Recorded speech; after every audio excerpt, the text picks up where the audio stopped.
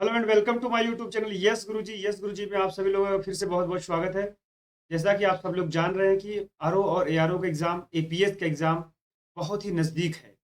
ठीक है, जिसमें आपको पता है कि एपीएस का एग्ज़ाम तो 7 जनवरी को ही पड़ा है। तो इसके लिए भी अब करंट अफेयर्स बहुत ज़रूरी है कि एक बार रिवाइज कर लेना। और आरओ एआरओ के लिए भी करंट अफेयर्स की बहुत बड़ी भूमिका होती है। उसके लिए हमने एक स्ट्रेटजी बनाई है कि जो मार्केट में घटनासार अवेलेबल है, अभी जो 2-3 दिन पहले किताब आई है, उसको हम लोग प्रॉपर टॉपिक वाइज़ अच्छे से करेंगे। जैसे कि अगर राष्ट्रीय कर रहे हैं, तो राष्ट्रीय को पहले डिटेल वाला पढ़ेंगे, फिर जो शुरुआत में वन लाइनर्स दिया रहता है, उसको अच्छे से करेंगे, ताकि डिटेल पढ़ने के बाद वन लाइनर्स अच्छे से समझ में आ जाए। और यह बात ध्यान रखना कि यह जो हम पढ़ा रहे हैं, घटना सार का भी सार है। क्या है? घटना सार का भी सार है, क्योंकि सब कुछ नहीं पढ़ना है, यह बात ध्यान रखना। सब कुछ नहीं पढ़ना है, इसमें वही चीज़ें पढ़नी है जो वास्तव में एग्ज़ाम से रिलेटेड करके आती हैं या आने की संभावना बनी रहती है। तो जो चीज़ें आने वाली हैं, उस पर ज़्यादातर हमने स्टार में बाँट दिया है, 3 स्टार, 4 स्टार, 5 स्टार, इस तरह से हमने बाँट दिया है। और जिस पर हमने कुछ टिक निशान लगाए हैं, इसका मतलब कि थोड़ा उसको याद होना चाहिए, जानकारी होनी चाहिए। में भी संभव है कि उससे आ जाए, लेकिन कुछ बेसिक बनाने के लिए चीज़ें भी कुछ जानकारी होनी चाहिए, तो इसलिए वो चीज़ें हमने दिया हुआ है। तो अच्छे से पढ़ाई करते रहिए। लास्ट समय में घटनासार का रिवीजन बहुत ज़रूरी है, क्योंकि अगर घटनासार अच्छे से रिवीजन नहीं करते हैं, तो फिर मामला गड़बड़ होगा, क्योंकि आपको पता है कम से कम 15 से 20 क्वेश्चंस आपके करंट अफेयर्स की बहुत बड़ी भूमिका होने वाली है।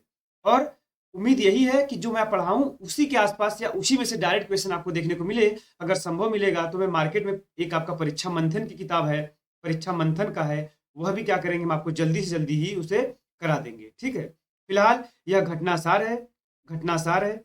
आप लोग इसको जो है खूब जो है देख करके अच्छे से प्यार करिए, लोगों को शेयर करिए, और प्रॉपर अगर नए हैं तो चैनल को सब्सक्राइब करते रहिए। Hi, this is Ajesh Kumar Patel, experience 6 year of civil services exam, optional subject geography, Unacademy educator internship program, exam plus educator online and offline.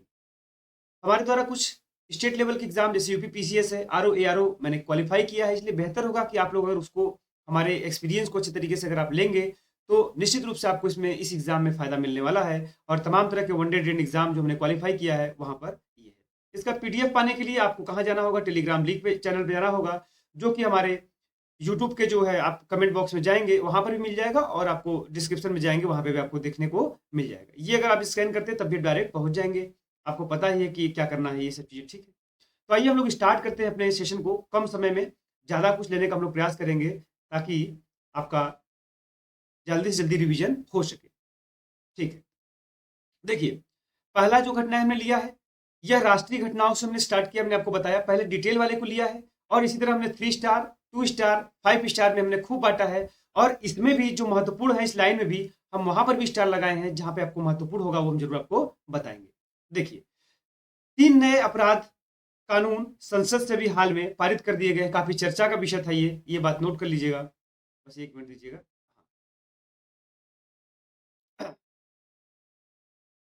बस 1 सेकंड दीजिएगा मुझे भैया।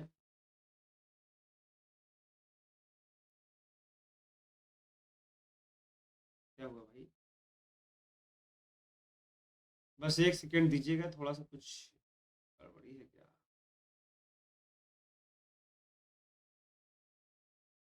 चलिए ठीक है, हाँ। देखिए, कह रहा है संसद के शीतकालीन सत्र में भारतीय न्याय संहिता, इसको हम लोग बोलते हैं बीएनएस विधेयक 2023, कहाँ पार्लियामेंट से पारित कर दिया गया। पहला एक तो विधेयक यही हो गया, भारतीय न्याय संहिता विधेयक, तो इसको याद करिए। दूसरा विधेयक करा भारतीय नागरिक सुरक्षा संहिता विधेयक 2023, दूसरा विधेयक पास हुआ। और तीसरा करा भारतीय साक्ष्य अधिनियम 2023 को भी मंजूरी प्रदान कर दी गई। तो एक सवाल यह बनता है कि सर, इसके पहले जो विधेयक थे या जो कानून थे, जो नियम थे, वो कौन कौन थे जिसकी जगह लाया गया है? यह पूछा भी जा सकता है। तो उसको आप लोग देख लीजिए। पहले ये जान लीजिए कि यह 25 दिसंबर को क्या कर दिया गया, राष्ट्रपति की मंजूरी मिल गई है। तो यह आप लोग डेट भी याद रखना, लोकसभा और राज्यसभा का अलग अलग यहाँ डेट याद रखने की जरूरत नहीं है, लेकिन 25 दिसंबर 2023 को यह कानून बन गया, इसको आपको ध्यान रखना है। ये तीनों विधेयक कहाँ पे किसकी जगह आया है? तो देखो, पहला जो विधेयक यहाँ पर जो आया है, वो भारतीय दंड संहिता, जिसे हम लोग आईपीसी आप लोगों ने सुना होगा, 1860 की जगह लाया गया है। कौन सा? भारतीय न्याय संहिता विधेयक 2023। दूसरा किसकी जगह लाया गया है? तो दंड प्रक्रिया संहिता सीआरपीसी, जो 1898 का नियम था। सोचो, अंग्रेजों के समय बनाया गया ये कानून था, उसकी जगह कौन सा लाया गया? तो भारतीय नागरिक सुरक्षा संहिता विधेयक 2023 लाया गया। तीसरा देखो, भारतीय साक्ष्य अधिनियम 1872, उसकी जगह क्या लाया गया, भारतीय साक्ष्य विधेयक 2023 लाया गया। तो तीनों किसकी जगह लाए गए, ये बात नोट कर लेना। तीनों ये अंग्रेजों के समय कानून था, जो अब के दृष्टिकोण से काफी जो है इनएक्टिव की तरह काम कर रहा था, मतलब कि पूरी तरह से जो चाहिए होती थी वो प्रॉपर तरीके से इसमें नहीं मिल पा रही थी आजादी या सिस्टम, इसलिए जो है अब नए हिसाब से इसको क्या किया गया है, परिवर्तन किया गया है। इसको आप लोग याद रखना। इन तीनों कानून के, अब देखो ये सब चीजें इसमें निशान नहीं लगाया है, तो आपको पढ़ना है तो पढ़ सकते हैं कि क्या क्या चीजें हैं, लेकिन फिलहाल जो महत्वपूर्ण चीजें हम उसी पर काम करेंगे। आ जाइए, कह रहा है कि भारतीय अपराध कानून में हुए प्रमुख बदलाव। पहला देखो इसमें गंभीर अपराध क्या किया गया है। गंभीर अपराध की श्रेणी में नाबालिग से अगर रेप होता है तो उसमें उम्र कैद या फांसी की सजा को बरकरार कर दिया गया। पहले जो रेप की धारा होती थी 357, 376 थी, अब ये पूछा जा सकता है क्योंकि सब फेमस धाराएं हैं। अब धारा 63 और धारा 69 इसकी जगह आ गया है, तो एक पॉइंट यह नोट कर लेना। दूसरा करा है कि धारा आपको पता है कि 302 बहुत महत्वपूर्ण था, जो आपका मृत्युदंड से संबंधित था, अब यह 101 हो गई है, इसको भी नोट कर लेना। यह बहुत महत्वपूर्ण है क्योंकि यह पूछा जा सकता है कि जो हत्या की धारा जो थी 302 उसकी जगह कौन सी धारा नहीं कर दी गई 101, यह नोट कर लेना, बाकी यह इंपॉर्टेंट नहीं है। अब देखो एक्सीडेंट मामले की अगर हम बात करेंगे तो एक्सीडेंटल में देखो एक चीज यह निकल के आता है कि हिट एंड रन बहुत बार चूंकि चर्चा में रहता है। हिट एंड रन में क्या होता है कि अब 10 साल की सजा का प्रावधान कर दिया गया है, पहले ऐसी कोई सजा का प्रावधान नहीं था। तो डायरेक्ट ये सब क्वेश्चन पूछे जाएंगे। मैं आपसे पहले ही कह दिया कि मैं अननेसेसरी चीजों पर फोकस नहीं रखने वाला हूं। क्यों? क्योंकि एग्जाम का समय नजदीक है और जब पूरा ही पढ़ाना है तो फिर टीचर का मतलब ही क्या है। तब तो आप अपने से खुद पढ़ सकते हो और यह पीडीएफ भी आपको निश्चित रूप से टेलीग्राम पे मिल ही जाएगा, तो आप पूरा प्रॉपर पढ़ लेना। ठीक है, तो 10 साल की सजा आपको यहाँ मिल गया। इसको पूछ देख लेना। क्वेश्चन कैसे पूछेगा कि हाल ही में संसद द्वारा पारित विधेयक के माध्यम से, कानून के माध्यम से हिट एंड रन केस के मामले में कितने साल की सजा का प्रावधान किया गया है, तो आप निश्चित रूप से बता दोगे, वहां दे देगा 5 साल, 10 साल, 15 साल, 20 साल, आप बता देंगे। ऐसे पूछेगा इसमें कि पहले जो फांसी की सजा हुआ करती थी वो धारा 302 के तहत हुआ करती थी, हाल ही में संसद से द्वारा पारित कानून के माध्यम से अब इसकी धारा को बदल दिया गया है। यह धारा कौन सी है? 101, 501, 601, 202, ऐसे दे सकता है। यह बात नोट कर लेना। अभी शुरुआत है, थोड़ा सा अपने अपने टेक्निक को, अपने तरीकों को समझाना चाह रहे हैं कि कैसे हम पढ़ाने वाले हैं, ये बात नोट कर लेना। देखो ट्रायल मामले में भी अलग अलग मामले में अलग अलग सजा का प्रावधान किया गया, आपको ये नहीं ध्यान रखना था। एक एक्सीडेंटल मामले में ध्यान रखना था, एक गंभीर अपराध मामले में 2 याद रखना था, बस। आ जाइए नेक्स्ट चलते हैं। कह रहा है कि ये सब चीजें नहीं जरूरत है। फिर देखो यहाँ कह रहा है कि नए संशोधन के बाद अब कई धाराएं और प्रावधान बदल जाएंगे। जैसे देखो एक चीज यह ध्यान रखना है, बहुत महत्वपूर्ण है। पहले आईपीसी में 511 धाराएं थी, अब कितनी बची? 358 बची, जो यूपी पुलिस वाले एग्जाम होने वाले हैं उसके लिए बहुत महत्वपूर्ण है, करंट अफेयर्स के लिए नोट कर लेना। ये सीधा सीधा पूछ लेगा कि अब आईपीसी में कुल कितनी धाराएं बची हैं, तो 358। ठीक है, ये नोट कर लेना। उसके बाद सीआरपीसी होता है, आपको पता है, तो सीआरपीसी में कुल कितनी धाराएं बची? जबकि 531, तो यह 358 आईपीसी में और 531 धाराएं इस समय बनी। बकिया और धाराओं क्या कर दिया गया है, जो पुराने कानून थे उसको खत्म कर दिया गया है, तो इसको नोट कर लेना। बाकी इसलिए इंपॉर्टेंट नहीं था। एक बार बस विश्वास करके जो चीजें मैं पढ़ा रहा हूं उसको पढ़ लेना, निश्चित रूप से आप करंट अफेयर्स से बाहर नहीं जाएगा, इतना मेरा भरोसा करके पढ़ना। ठीक है, अब आ जाओ नेक्स्ट चलते हम लोग। कह रहा है कि हाँ ये हो गया, चलिए दूसरा टॉपिक पे चलते हैं। एक टॉपिक खत्म हो गया, दूसरा टॉपिक देखो, यह भी 3 स्टार है, महत्वपूर्ण टॉपिक है। कह रहा हम निर्वाचन, मुख्य निर्वाचन आयुक्त एवं अन्य निर्वाचन आयुक्त विधेयक 2023 पारित हुआ। यह बहुत ही महत्वपूर्ण था, यह भी काफी चर्चा का विषय था, यह बात ध्यान रखना। कह रहा है कि संसद के दोनों सदनों द्वारा मुख्य निर्वाचन आयुक्त एवं अन्य निर्वाचन आयुक्त के नियुक्ति से संबंधित, सेवा संबंधित शर्तों और कार्यकाल विधेयक 2023 विधेयक पारित हुआ है। यह ध्यान रखना। और किसकी जगह पारित हुआ है, तो पहले इसको ध्यान रखना कि यह विधेयक निर्वाचन आयोग आयुक्तों के सेवा शर्तों कार्य संचालन अधिनियम 1991 का स्थान लेगा। कई बार यह क्वेश्चन पूछा जा सकता है कि किसका स्थान लेगा, तो 1991 का। ठीक है, अब देखो 12 दिसंबर 2023 को राष्ट्रपति ने हस्ताक्षर कर दिया और यह अस्तित्व में आ गया। इसका डेट बहुत महत्वपूर्ण नहीं है। उसके बाद कह रहा है कि इसमें क्या प्रावधान किया गया है, विधेयक में मुख्य निर्वाचन आयुक्त और निर्वाचन आयुक्त की नियुक्ति, वेतन, पद से हटाए जाने से जुड़े प्रावधान शामिल है। कह रहा है विधेयक के प्रावधानों के अनुसार जो मुख्य निर्वाचन आयुक्त और निर्वाचन आयुक्तों की जो नियुक्ति है, चयन समिति की सिफारिश के आधार पर राष्ट्रपति करेंगे। यह बात नोट कर लेना। पहले का क्या प्रावधान था, पहले चयन समिति की बात नहीं आती थी। अब क्योंकि इस चयन समिति में तमाम तरह के आप देखेंगे कि लोगों को शामिल किया गया, जैसे प्रधानमंत्री को रखा गया है, विपक्ष में सबसे बड़े नेता को रखा गया है। देखिए यहाँ पर दिया भी गया होगा, लोकसभा में देखो कि प्रधानमंत्री इसमें शामिल हो गए हैं चयन समिति में, केंद्रीय मंत्रिमंडल का एक मंत्री शामिल हो गया। पूछा जा सकता है कि इस चयन समिति में कौन कौन है, तो उसको नोट रखना। लोकसभा में प्रतिपक्ष का नेता अगर कोई है तो, नहीं है तो जो सबसे बड़ा विपक्ष का नेता होगा उसको, मतलब 3 लोगों से मिलकर बनेगा। एक प्रधानमंत्री होगा, एक केंद्रीय मंत्रिमंडल का एक मंत्री लिया जाएगा और प्रतिपक्ष का सबसे बड़ा जो है नेता लिया जाएगा। पहले इसमें क्या था, पहले ऐसी कोई कैबिनेट नहीं थी, ऐसी कोई कमेटी नहीं थी जो निर्वाचन करने के लिए जो है बाध्य थी। पहले क्या था कि केंद्र सरकार पूरी तरह स्वतंत्र थी, राष्ट्रपति के विवेकानुसार था। मतलब जो मंत्रिमंडल, जो प्रधानमंत्री जिसको सजेस्ट करते थे, उनको जो है क्या कर दिया जाता था, निर्वाचन आयुक्त बना दिया जाता था। अभी आपको पता है कि हाल ही में यह काफी विवादित विषय रहा, सुप्रीम कोर्ट ने इस पर भी काफी टिप्पणी की। सुप्रीम कोर्ट ने इसमें चीफ जस्टिस ऑफ इंडिया को शामिल किया था, भारत के प्रधानमंत्री को अध्यक्ष के रूप में शामिल किया था, और उसके बाद विपक्ष के नेता को, 3 लोग उसे शामिल करके जो है निर्वाचन करने का अधिकार दिया था। लेकिन संसद को यह मंजूर नहीं था, सरकार को यह मंजूर नहीं था।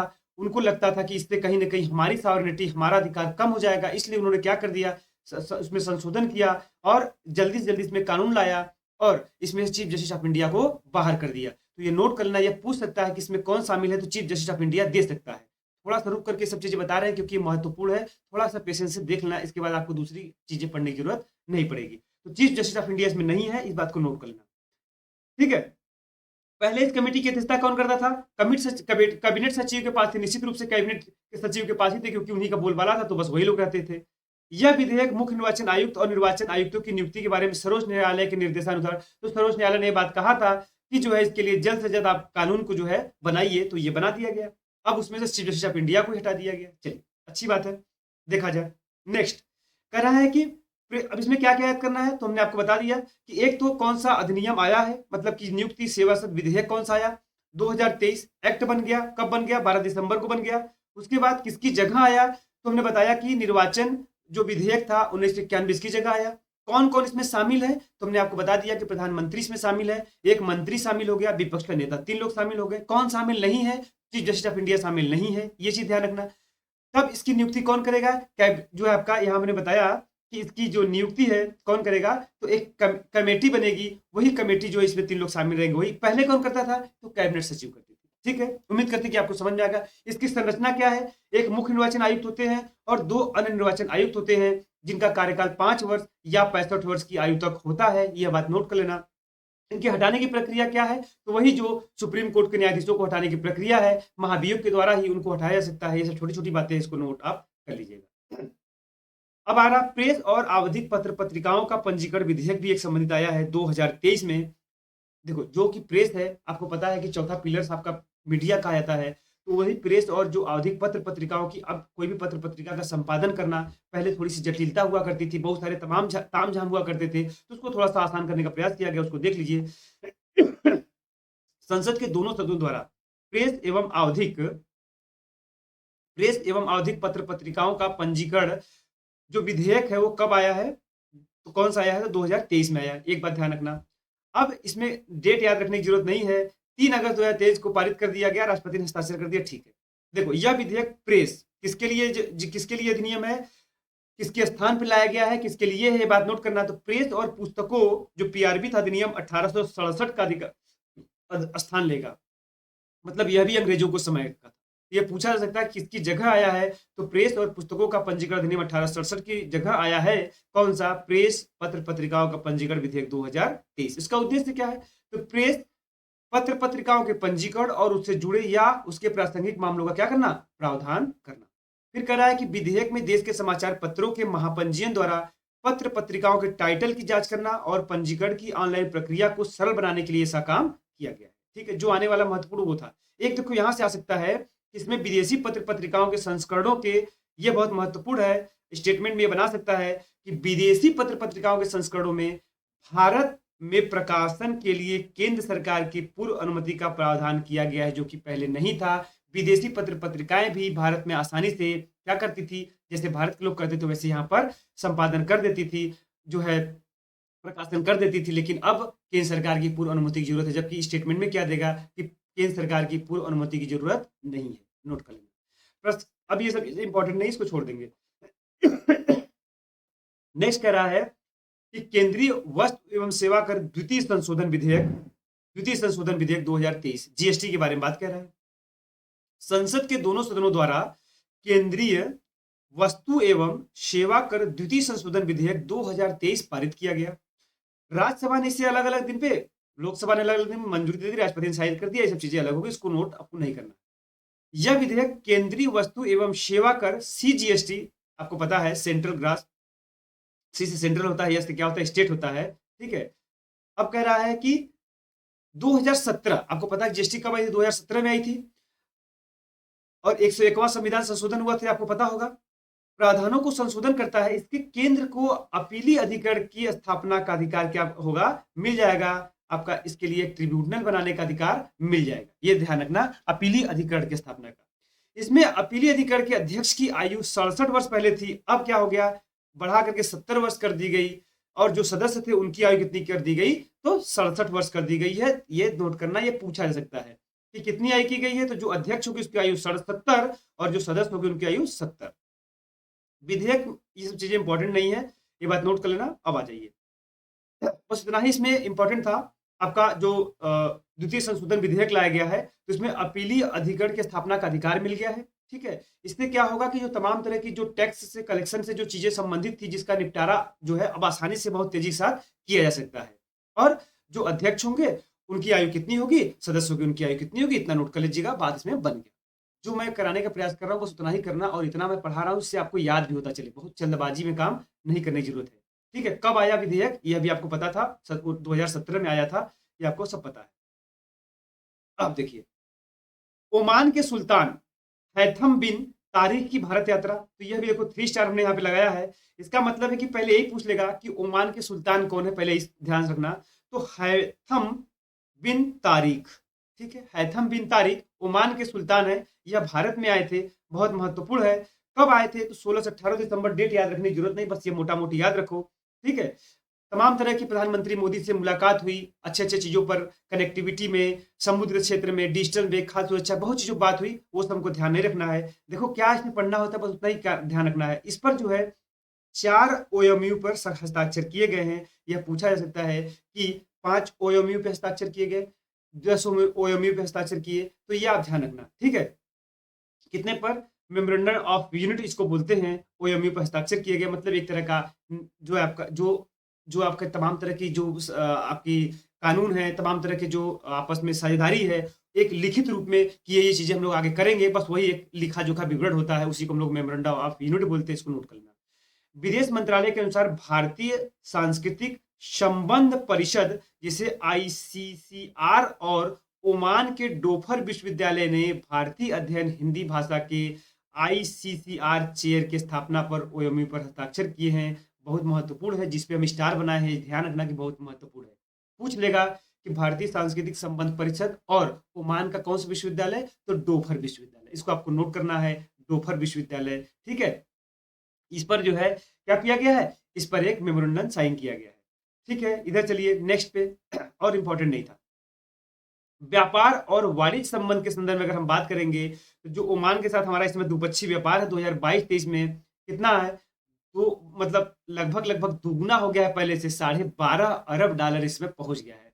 तो चूंकि चर्चा में है, तो कई बार पूछा जाता है कि भैया ओमान के साथ भारत का लगभग इसमें कितना अरब डॉलर का कारोबार है, तो $12.5 अरब का भी एक बार पूछ लिया था, इसलिए इंपॉर्टेंट था। एक यहाँ पर इंपॉर्टेंट पॉइंट निकल के आया था कि भारतीय अर्थव्यवस्था के तेजी से बढ़ते क्षेत्रों में निवेश के लिए एक संयुक्त कोष की जो तीसरी किस्त $30 करोड़ यानी लगभग $2,500 करोड़ रुपए जारी की गई है। मतलब कि भारत और ओमान के बीच में एक संयुक्त कोष बना है, एक ज्वाइंट जो है कोष बना है, जिसमें क्या करते हैं कि पैसा डालते हैं और अर्थव्यवस्थाओं को जो है बूस्टअप करने का प्रयास करते हैं। जो भी चीजें पिछड़े वर्ग के लिए या जो भी तमाम तरह की योजनाएं होती हैं, उसको इन पैसे से आप अपने देश के लिए खर्च कर सकते हैं, जिस तेजी से विकास क्या होती है, बढ़ जाती है। अब कह रहा है कि इस कोष को भारतीय स्टेट बैंक और ओमान निवेश प्राधिकरण के बीच 50-50% के संयुक्त उद्यम के रूप में स्थापित किया गया है। तो कई बार बैंक भी पूछ लेता है कि कौन सा है, भारतीय स्टेट बैंक की जगह दूसरा दे देगा, तो नोट करना। बाकी संयुक्त कोष के बारे में ध्यान रखना कि कितना तीसरा किस्त कितने का, 30 करोड़ का या 2,500 करोड़ रुपए का जारी किया गया। बस इतना ही इंपॉर्टेंट था, अगर इतना आप कर लेते हो तो इस पॉइंट से इससे ज्यादा पढ़ने की जरूरत नहीं है। भारत की पहली 6 लेन स्टील स्लैग आधारित सड़क का निर्माण किया गया है, बहुत महत्वपूर्ण है, यह बात नोट कर लेना। देखो 6 लेन स्टील स्लैग क्या होता है, जैसे स्टील आपने सुना होगा, स्टील उद्योग को सुना होगा, तो स्टील से जब तमाम तरह के प्रोडक्ट बनाए जाते हैं, उसके बाई प्रोडक्ट के रूप में या वेस्टेज के रूप में तमाम तरह के जो स्टील होते हैं, जो बेकार होते हैं, वो कचरा के रूप में, मलबे के रूप में निकलते हैं, जिसको क्या होता था, अब तक ले आकर कहीं ढेर लगा दिया जाता था, और वो पर्यावरण के दृष्टिकोण से काफी नुकसानदायक है, क्योंकि आपको पता है कि स्टील तो वैसे भी आपकी जमीन में, मिट्टी में मिलने वाली चीज नहीं है, हार्ड टफ होता है। तो उसको क्या हुआ है कि भारत में एक बहुत बढ़िया सफलता मिली है कि एक ऐसी प्रौद्योगिकी डेवलप की गई है जिससे उसका निर्माण रोड के निर्माण में उसका प्रयोग किया गया है। रोड भी मजबूत रहेगी, अलकतरा वाली जो तारकोल से बनती थी उसकी अपेक्षा, और बजट भी कम लग रहा है, खर्च भी कम आ रहा है। तो वही बात बता रहा है कि पहला कहां पर हुआ है, NH6 हजीरा पोर्ट से जोड़ने वाली भारत की पहली 6 लेन स्टील स्लैग आधारित सड़क का निर्माण किया गया है। यह पॉइंट बहुत महत्वपूर्ण, याद करना। हजीरा पोर्ट कहां पर है, तो गुजरात में। ठीक है, बकिया देखो वही सब चीजें जो हमने आपको समझाया है, वही सब कहीं लिखा होगा, बकिया आपको पढ़ना होगा तो आप पढ़ लीजिएगा। मुझे नहीं लगता कि वो सब बहुत जरूरी है जो आपको जानना चाहिए। देखो वहां पे जो लिखा था CSIR, उसी के बारे में हमने फुल फॉर्म वहां पे हिंदी दे दिया है कि वैज्ञानिक और औद्योगिक अनुसंधान परिषद, और CRRI जो है केंद्रीय सड़क अनुसंधान संस्थान। ठीक है, उसके बाद देखो स्टील स्लैग आधारित सड़कों के निर्माण के लिए मसौदा मिले कौन कौन, देखो CSIR और CRRI, इसी का ऊपर हमने फुल फॉर्म लिखा भी है, प्लस नीति आयोग, तीनों ने मिलकर के इसको डिजाइन किया है। ठीक है, ये पूछा जा सकता है कि क्योंकि ये बहुत बड़ी सफलता है, कौन कौन इसमें शामिल है, तो CSIR और CRRI और नीति आयोग, बस इतना याद कर लेना, आपका काम बन जाएगा। लगभग लगभग प्लांट जो देश के विभिन्न प्लांट है उसमें सोचो कि 19 मिलियन टन स्टील का कचरे का उत्पादन सोचो हर साल होता है। इतनी बड़ी कचरा का अगर रोड निर्माण में प्रयोग किया जाए तो कितना हमारे भारत के लिए महत्वपूर्ण, क्योंकि यह आपका आर्थिक दृष्टिकोण से बहुत महत्वपूर्ण है। तो उम्मीद करते हैं कि आपको ये भी पॉइंट समझ में आ गया होगा। क्या क्या इसमें महत्वपूर्ण था, तो आपने देख लिया कि पहली 6 यानी 6 को हजीरा पोर्ट से जोड़ी जा रही है, कौन कौन इसमें शामिल है, इसका फुल फॉर्म ने बता दिया, बस इतना जरूरी था। नेक्स्ट चलते हैं, देश के 5 राज्यों में विधानसभा चुनाव हुई थी, आपको पता है। तो पहले तो यही पूछ लिया कौन कौन से 5 राज्य है, तो आपको पता होना चाहिए कौन कौन से है। तो आपको पता है कि मध्य प्रदेश में हुआ था, छत्तीसगढ़ में हुआ था, और कहाँ हुआ था, राजस्थान में हुआ था, तेलंगाना में हुआ था, और मिजोरम में हुआ था। ये बात आप ध्यान रखना। तो वो चीज आपने देख लिया, ये 5 राज्य के बारे में लिखा गया है। एक तो यह महत्वपूर्ण है। दूसरा क्या महत्वपूर्ण है सर, तो इस चुनाव परिणाम में कांग्रेस तेलंगाना विधानसभा जीतने में क्या रही, मतलब कि कांग्रेस सिर्फ और सिर्फ तेलंगाना में सरकार बना पाई, बाकी और जगह क्या हुई, सरकार नहीं बना पाई। ठीक है, एक मिजोरम का बड़ा महत्वपूर्ण है, क्योंकि एक नई पार्टी है जो एक आईपीएस, रिटायर आईपीएस है, उन्होंने ही, उन्हीं के द्वारा बनाई गई पार्टी है, उसका नाम है JDPM, को बहुमत मिला है। एक मिजोरम में जो मिजो फ्रंट पुरानी पार्टी थी उसको बहुमत नहीं मिल पाया, ध्यान रखना। तो एक आंदोलन से उपजी हुई पार्टी थी JDPM, तो यह पूछा जा सकता है, इसलिए मैंने यहाँ पे स्टार लगाया है, इसको नोट करिएगा। अब देखो तमाम तरह के राज्यों में अलग अलग सीटों को दिया गया है, ये आपको बहुत महत्वपूर्ण नहीं है, इसको छोड़ देना। मध्य प्रदेश में, छत्तीसगढ़ में कुल कितनी कितनी सीटें मिली, ये आपको याद रखने की जरूरत नहीं है, टेंशन मत लेना। मैं आपकी चीजों को बहुत आसान करने जा रहा हूँ कि क्या क्या छोड़ना है, क्योंकि पढ़ने से ज्यादा जरूरी है कि क्या छोड़ना है, इसको जरूरी, बहुत बहुत जरूरी है। अब आ जाओ तेलंगाना की बात करो, क्योंकि तेलंगाना में थोड़ी सी जरूरी थी, क्योंकि बीजेपी को पहली बार यहाँ पर 8 सीटें मिली है, जो कि दक्षिण भारत में एक नई उपलब्धि है। यह बात नोट करना। यहाँ पर तेलंगाना में तो 119 विधानसभा में 64 कांग्रेस को, 39 बीएसआर को। तो यहाँ पूछा जा सकता है कि बीजेपी कुल कितनी सीटें मिली, तो यहाँ पहली बार 8 सीटें इसने जीतने में सफलता प्राप्त की है।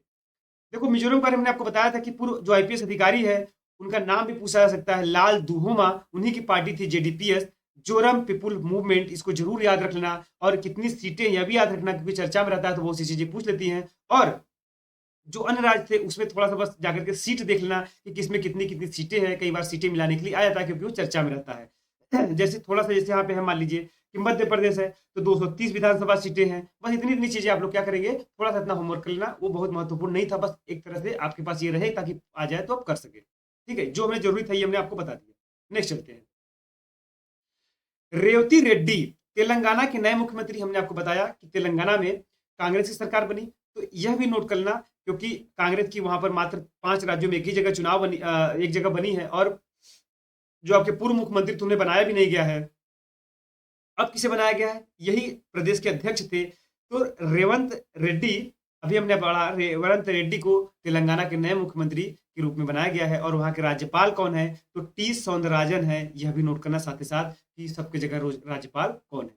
और भी सब जगह कौन कौन राज्यपाल है, थोड़ा सा आप ये भी जाकर देख लेना कि कौन कौन से राज्यों में जहां पर पांचों जगह बनी है वहां पर कौन कौन राज्यपाल है, उनको देख लेना। ठीक है। और उसके बाद कौन कौन मुख्यमंत्री, थोड़ा सा उसको देख लेना। छोटी छोटी चीजें, कोई बड़ी बड़ी चीजें नहीं है, आगे हम लोग मेन मेन चीजें डिस्कस भी करेंगे।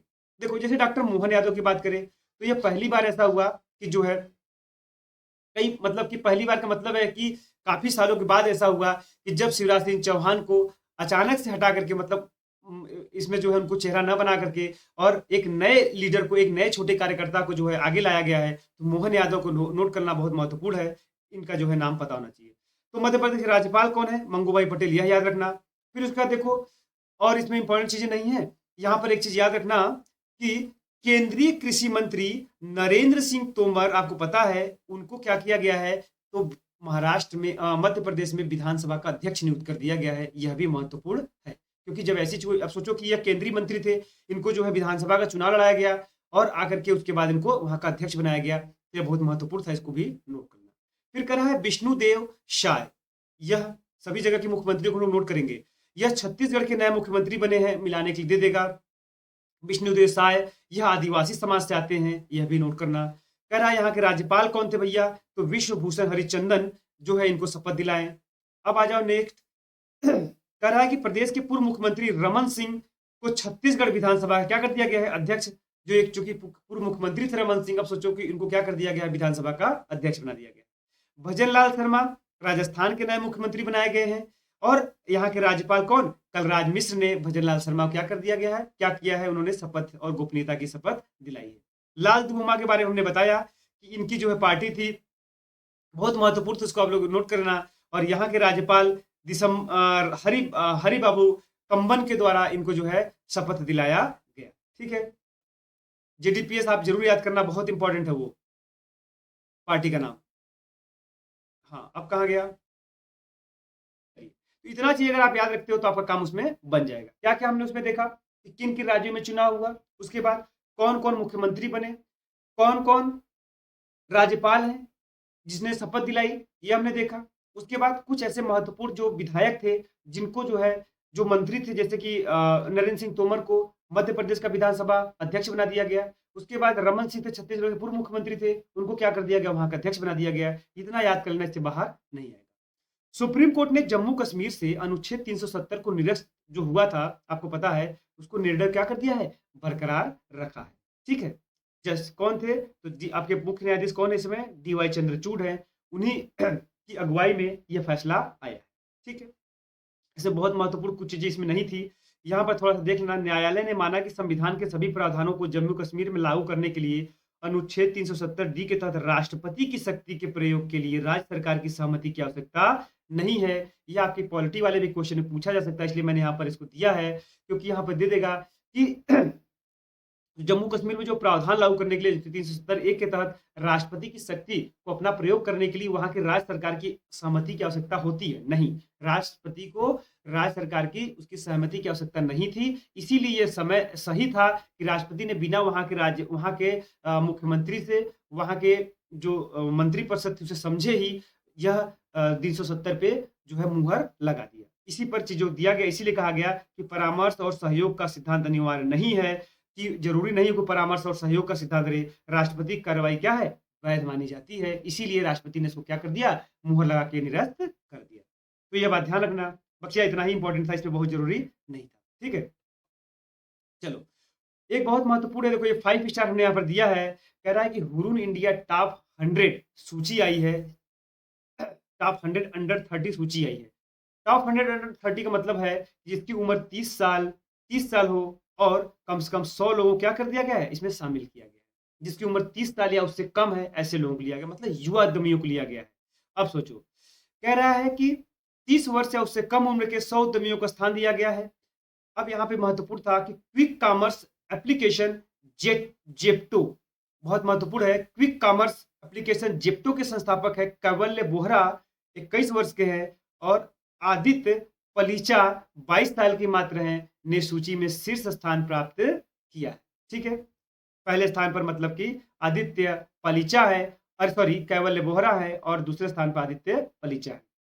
रैंकिंग में दूसरे स्थान पर भंजू क्या है, दूसरे स्थान पर 24 वर्षीय नीलकंठ भानु है, जिन्होंने भंजू की स्थापना की है, जो एक शोध पहल है। इसको आप लोग नोट करना, इसमें बहुत ज्यादा नहीं जाने की जरूरत है, पहला दूसरा तीसरा बस रैंक याद रखना, आपका काम बन जाएगा, क्योंकि ये हुरून जो इंडिया की लिस्ट आती है बहुत महत्वपूर्ण होती है। ठीक है, अब कह रहा है कि जेप्टो जो ऐप है उपभोक्ताओं की व्यापक आवश्यकताओं को पूरा करता है, जिसमें ऑनलाइन किराना का सामान, ताजा उपज से लेकर व्यक्तिगत देखभाल और वस्तुओं के इलेक्ट्रॉनिक सामान इसमें जो है मिलते हैं। तो ये बहुत बड़ा जो है रिवोल्यूशन था भारत के लिए, ये बात नोट करना।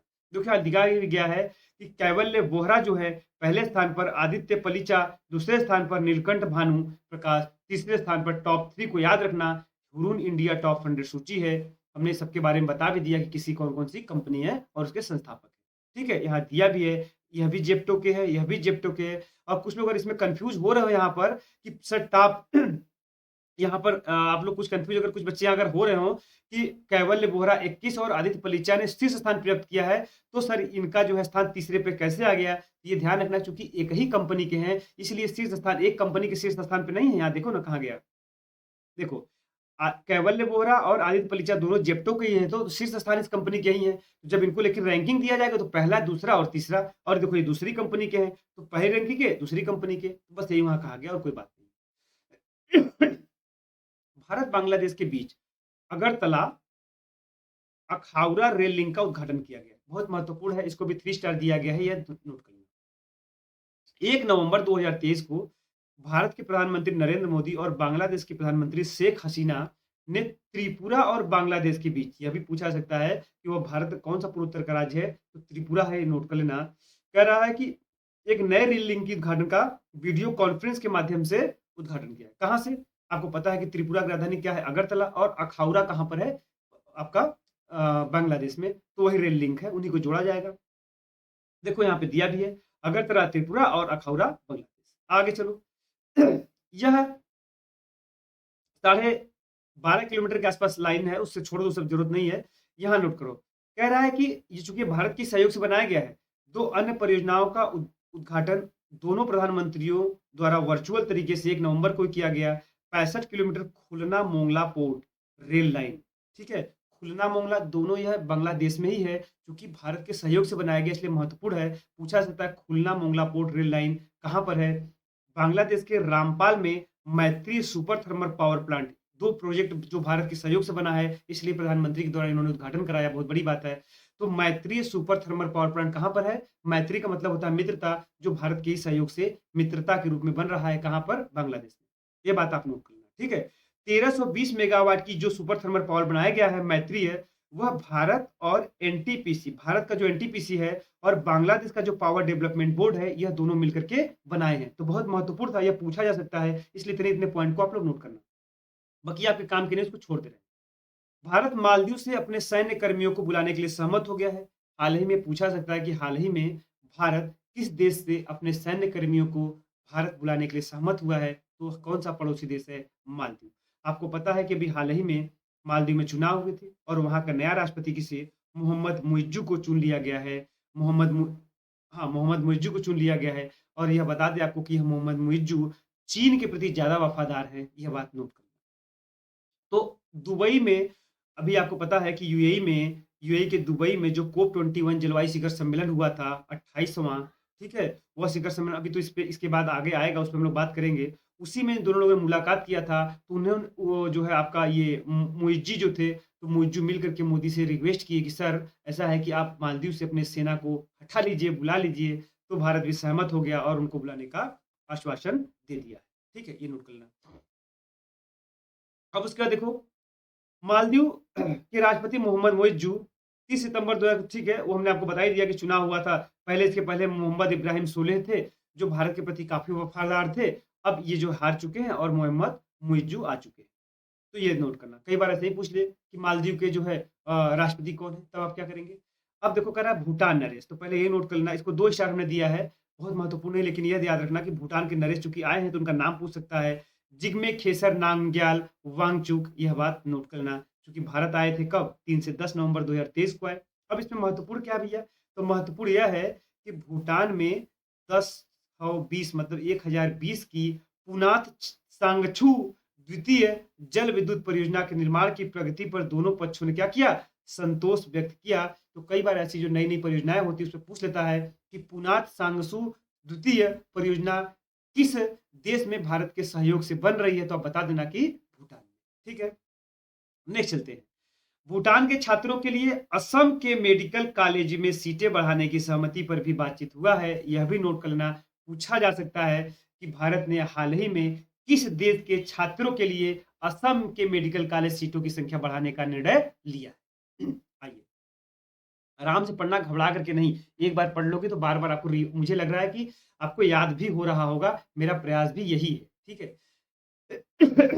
नेक्स्ट कह रहा है कि केंद्रीय विश्वविद्यालय संशोधन विधेयक 2023, केंद्रीय विश्वविद्यालय संशोधन 2023 संसद में पारित किया गया।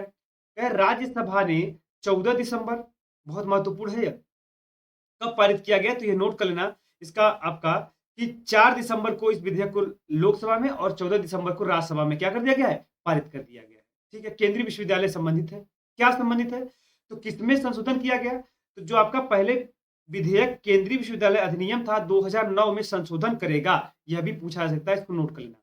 इस विधेयक का उद्देश्य क्या है, तो जनजातीय कला, संस्कृति और रीति रिवाजों के साथ तकनीकी सुधार में शिक्षा और अनुसंधान की सुविधाएं को और बढ़ावा दिया जाएगा। तो यह महत्वपूर्ण, इसका उद्देश्य पूछा सकता है। अब कह रहा है कि विधेयक में तेलंगाना में एक केंद्रीय जनजातीय विश्वविद्यालय स्थापित करने का प्रावधान है, इसका नाम शमक्का सरक्का सेंट्रल ट्राइबल यूनिवर्सिटी रखा जा सकता है। मैंने इस पे स्टार लगाया, इसका मतलब यह महत्वपूर्ण है, यह पूछा जा सकता है। नेक्स्ट कह रहा है कि नीति आयोग की पहली डेल्टा रैंकिंग 2000 जारी की गई है, यह 5 स्टार हमने दिया है, क्योंकि जब भी नीति आयोग के द्वारा कोई भी डेटा जारी किया जाता है तो महत्वपूर्ण ही होता है, क्योंकि पहली बार जारी किया गया तो यह बहुत ही महत्वपूर्ण है। तो नीति आयोग के द्वारा देश में सबसे अच्छा प्रदर्शन करने वाले जो आकांक्षी ब्लॉक और जिलों की उपलब्धियों पर आधारित पहली डेल्टा रैंकिंग 7 दिसंबर 2023 को क्या किया गया है, जारी किया गया है। देखो, एस्पायरेशनल ब्लॉक प्रोग्राम एबीपी के लिए एक महत्वपूर्ण मील के पत्थर के रूप में तेलंगाना के आसिफाबाद के जो जिला है तिरयानी, आसिफाबाद जिला के तिरयानी कुमरूम भीम ब्लॉक ने नीति आयोग घोषित पहली डेल्टा रैंकिंग में शीर्ष स्थान प्राप्त किया गया है। बहुत महत्वपूर्ण है, नोट कर लेना कि एस्पिरेशनल ब्लॉक प्रोग्राम के लिए, ठीक है, कई अलग अलग तरह के प्रोग्राम थे, उसमें एस्पिरेशनल ब्लॉक प्रोग्राम के तहत तेलंगाना का जो आसिफाबाद जिला था उसमें तिरयानी कुमरूम भीम ब्लॉक था, उसी को शीर्ष रैंकिंग मिला है। दूसरा किसको मिला भैया, दूसरा भी उतना ही महत्वपूर्ण है क्योंकि उत्तर प्रदेश संबंधित है, कौशाम्बी जिले के कौशाम्बी ब्लॉक को दूसरा स्थान मिला है। ठीक है। कह रहा है कि 500 से अधिक 500 आकांक्षी ब्लॉकों को इसमें क्या किया गया है, शामिल किया गया है, बहुत इंपॉर्टेंट नहीं था। फिर कह रहा है एबीपी के अलावा आयोग ने अक्टूबर 2023 के लिए देखो achiever of development program ADP ranking की भी घोषणा की। एक तो यहाँ पर एपीबी था, एक यहाँ पर एपीबी था और एक क्या था, एडीपी था। एपीबी मतलब होता है एस्पिरेशनल ब्लॉक प्रोग्राम और एडीपी का मतलब क्या होता है, अचीवर ऑफ डेवलपमेंट प्रोग्राम। तो ये नया रैंकिंग हो गया। इसमें कौन शामिल आगे आया, तो इसमें ओडिशा का रायगढ़ जिला और बिहार का जमुई ने पहला और दूसरा जो है स्थान पाया। इसको नोट करना, कंफ्यूज मत करना एबीपी और एडीपी में। ठीक है। अब कह रहा है कि भौगोलिक दृष्टि से ब्लॉकों को 6 क्षेत्रों में 6 जोनों में विभाजित करते हुए प्रत्येक जोन या क्षेत्र को 2 ब्लॉक में रैंकिंग दी गई। इतना कहानी और पंचायत में मत पढ़ना, देखो यहीं पर यहाँ चीजें दी गई, अलग अलग जोन को बांटा गया है 6 जोन में। ठीक है, जैसे अगर हम पहला जोन देखें तो पहाड़ी और पूर्वोत्तर का है, दूसरा आपका उत्तर भारत के राज्य है, तीसरा दक्षिण भारत का है, जोन 4 में पश्चिम भारत है, 5 में मध्य है। यह बहुत याद रखने की जरूरत नहीं है। देखो यहाँ पर अगर हम बात करेंगे तो वही चीज आपको है, जोन वाइज जो है आपका अलग अलग इसमें दिया गया है, इसमें कंफ्यूज मत होना, इसमें टेंशन लेने की जरूरत नहीं है। हमने आपको जितना बताया है बस उतना याद कर लेना, आपका काम बन जाएगा। ठीक है, जिसको पढ़ना रहेगा डिटेल दिया गया है, सब पढ़ सकता है, टाइम वेस्ट करना है तब। 29वां कोलकाता अंतर्राष्ट्रीय फिल्म महोत्सव, ठीक है, यह हमारे दृष्टिकोण से बहुत महत्वपूर्ण नहीं है क्योंकि यह कोलकाता में हुआ है और वहाँ के स्टेट लेवल एग्जाम के लिए बहुत ज़्यादा महत्वपूर्ण है। तो ये नोट करना बस ऐसे ही कि 29वां कोलकाता अंतर्राष्ट्रीय फिल्म महोत्सव का आयोजन कहाँ पश्चिम बंगाल सरकार के सांस्कृतिक मंत्रालय के द्वारा किया गया और वहीं पर किया गया। इसमें एक चीज़ ये नोट करना कि इजरायली फिल्म जो चिल्ड्रन ऑफ नोबडी ने इनोवेशन मूविंग इमेजिंग अंतर्राष्ट्रीय प्रतियोगिता के तहत सर्वश्रेष्ठ फिल्म का पुरस्कार जीता है। यह एक चीज़ इंपॉर्टेंट कर लेना। और जो है सर्वश्रेष्ठ निर्देशक कौन थे, तो कार्ले डोनियल मलावे। ठीक है, आ जाइए, बस उतना याद कर लेना। कोलकाता अंतर्राष्ट्रीय फिल्म महोत्सव की शुरुआत कब हुई थी? 1995 में। बहुत महत्वपूर्ण नहीं है। भारत का 54वां, यह बहुत महत्वपूर्ण, देखो 5 स्टार हमने दिया है। भारत का 54वां अंतर्राष्ट्रीय फिल्म महोत्सव कब शुरू किया गया?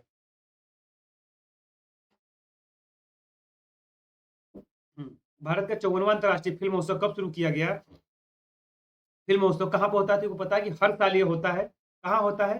तो पणजी गोवा में ही जो आपका यह हुआ है। ठीक है, इसका आयोजन स्थल वही है, गोवा में। मतलब हर बार वही होगा। 20 से 28 नवंबर 2023 को हुआ। महोत्सव का उद्घाटन फिल्म कौन सा था? यह पूछा सकता है। Catching dust. इसके निर्देशक को याद रखने की जरूरत नहीं है। मतलब किस फिल्म से उद्घाटन किया गया, किस फिल्म से समापन किया गया? द फेदरवेट से। इसमें एक चीज इंपॉर्टेंट है कि अंतर्राष्ट्रीय जो ज्यूरी के अध्यक्ष कौन थे, चूंकि भारतीय फिल्म निर्माता थे, इनको याद करना, शेखर कपूर को भारतीय अंतर्राष्ट्रीय ज्यूरी जो है अध्यक्ष बनाया गया था। एक चीज यह याद रखना कि इसका जो सर्वश्रेष्ठ फिल्म कौन था जिसे स्वर्ण मयूर पुरस्कार सम्मानित किया गया, वह ईरानी निर्माता निदेशक अब्बास अमीनी की फिल्म थी एंडलेस बॉर्डर्स। एंडलेस बॉर्डर बहुत महत्वपूर्ण है, इसको आप लोग नोट कर लेना। फिर कह रहा है कि सर्वश्रेष्ठ अभिनेता कौन थे, तो इसी जो एंडलेस बॉर्डर है उसी के अभिनेता है, उनका नाम है कि पुरिया रहीमी सेन। क्योंकि फिल्म भी नंबर 1 पे थी, उसी के अभिनेता भी नंबर 1 पर है, इसलिए थोड़ा सा इंपॉर्टेंट रहता है, बस उतना नोट कर लेना, बाकी सब छोड़ देना। सर्वश्रेष्ठ वेब सीरीज की बात कर रहा है। सर्वश्रेष्ठ वेब सीरीज किसे? तो दीपक कुमार की जो पंचायत 2 सीजन के लिए सर्वश्रेष्ठ वेब सीरीज का जो है पुरस्कार उसको दिया गया। सिनेमा में जीवन पर्यंत योगदान हेतु सत्यजीत रे पुरस्कार किसे दिया गया? तो हॉलीवुड के निर्देशक है माइकल डगलस। यह भी इंपॉर्टेंट है, इसको नोट कर लेना। भारतीय सिनेमा, एक मिनट रुकिएगा, थोड़ा माइक गिर गया। ठीक है, कह रहा है कि भारतीय सिनेमा में योगदान के लिए विशेष सम्मान से किसे सम्मानित किया गया? तो माधुरी दीक्षित को। इसको भी आप लोग नोट करना, क्योंकि जितने भी भारतीय होते हैं वो बहुत महत्वपूर्ण होते हैं। चलिए नेक्स्ट चलते हैं। भारत में साइबेरियाई बाघों का पहला जोड़ा 12 साल बाद दार्जिलिंग पहुंचा है। यह भी 5 स्टार दिया गया, इसका मतलब बहुत महत्वपूर्ण है। देखो, यह साइबेरियाई बाघ है, ठीक है। 12 साल बाद कहां पहुंचे हैं? दार्जिलिंग। दार्जिलिंग कहां है? वेस्ट बंगाल, पश्चिम बंगाल के दार्जिलिंग में। यह भी नोट करना कि Padmaja Naidu Himalayan geological park में 2 लुप्तप्राय साइबेरियाई बाघ का पहला जोड़ा दिसंबर 2023 के पहले सप्ताह में पहुंचा है। डेट भी याद रखना कब पहुंचा है।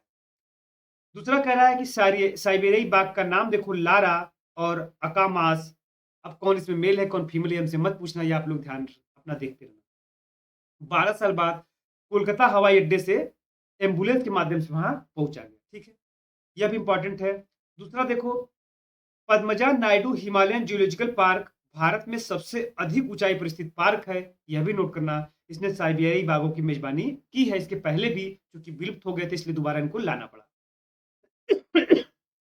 ये बाघ पशु विनिमय कार्यक्रम के एक हिस्से के रूप में साइप्रस से कहा, दार्जिलिंग पहुंचे। तो साइप्रस से कहां लाया गया है? दार्जिलिंग में। साइप्रस की राजधानी क्या है? निकोशिया। ये बात की याद रखना।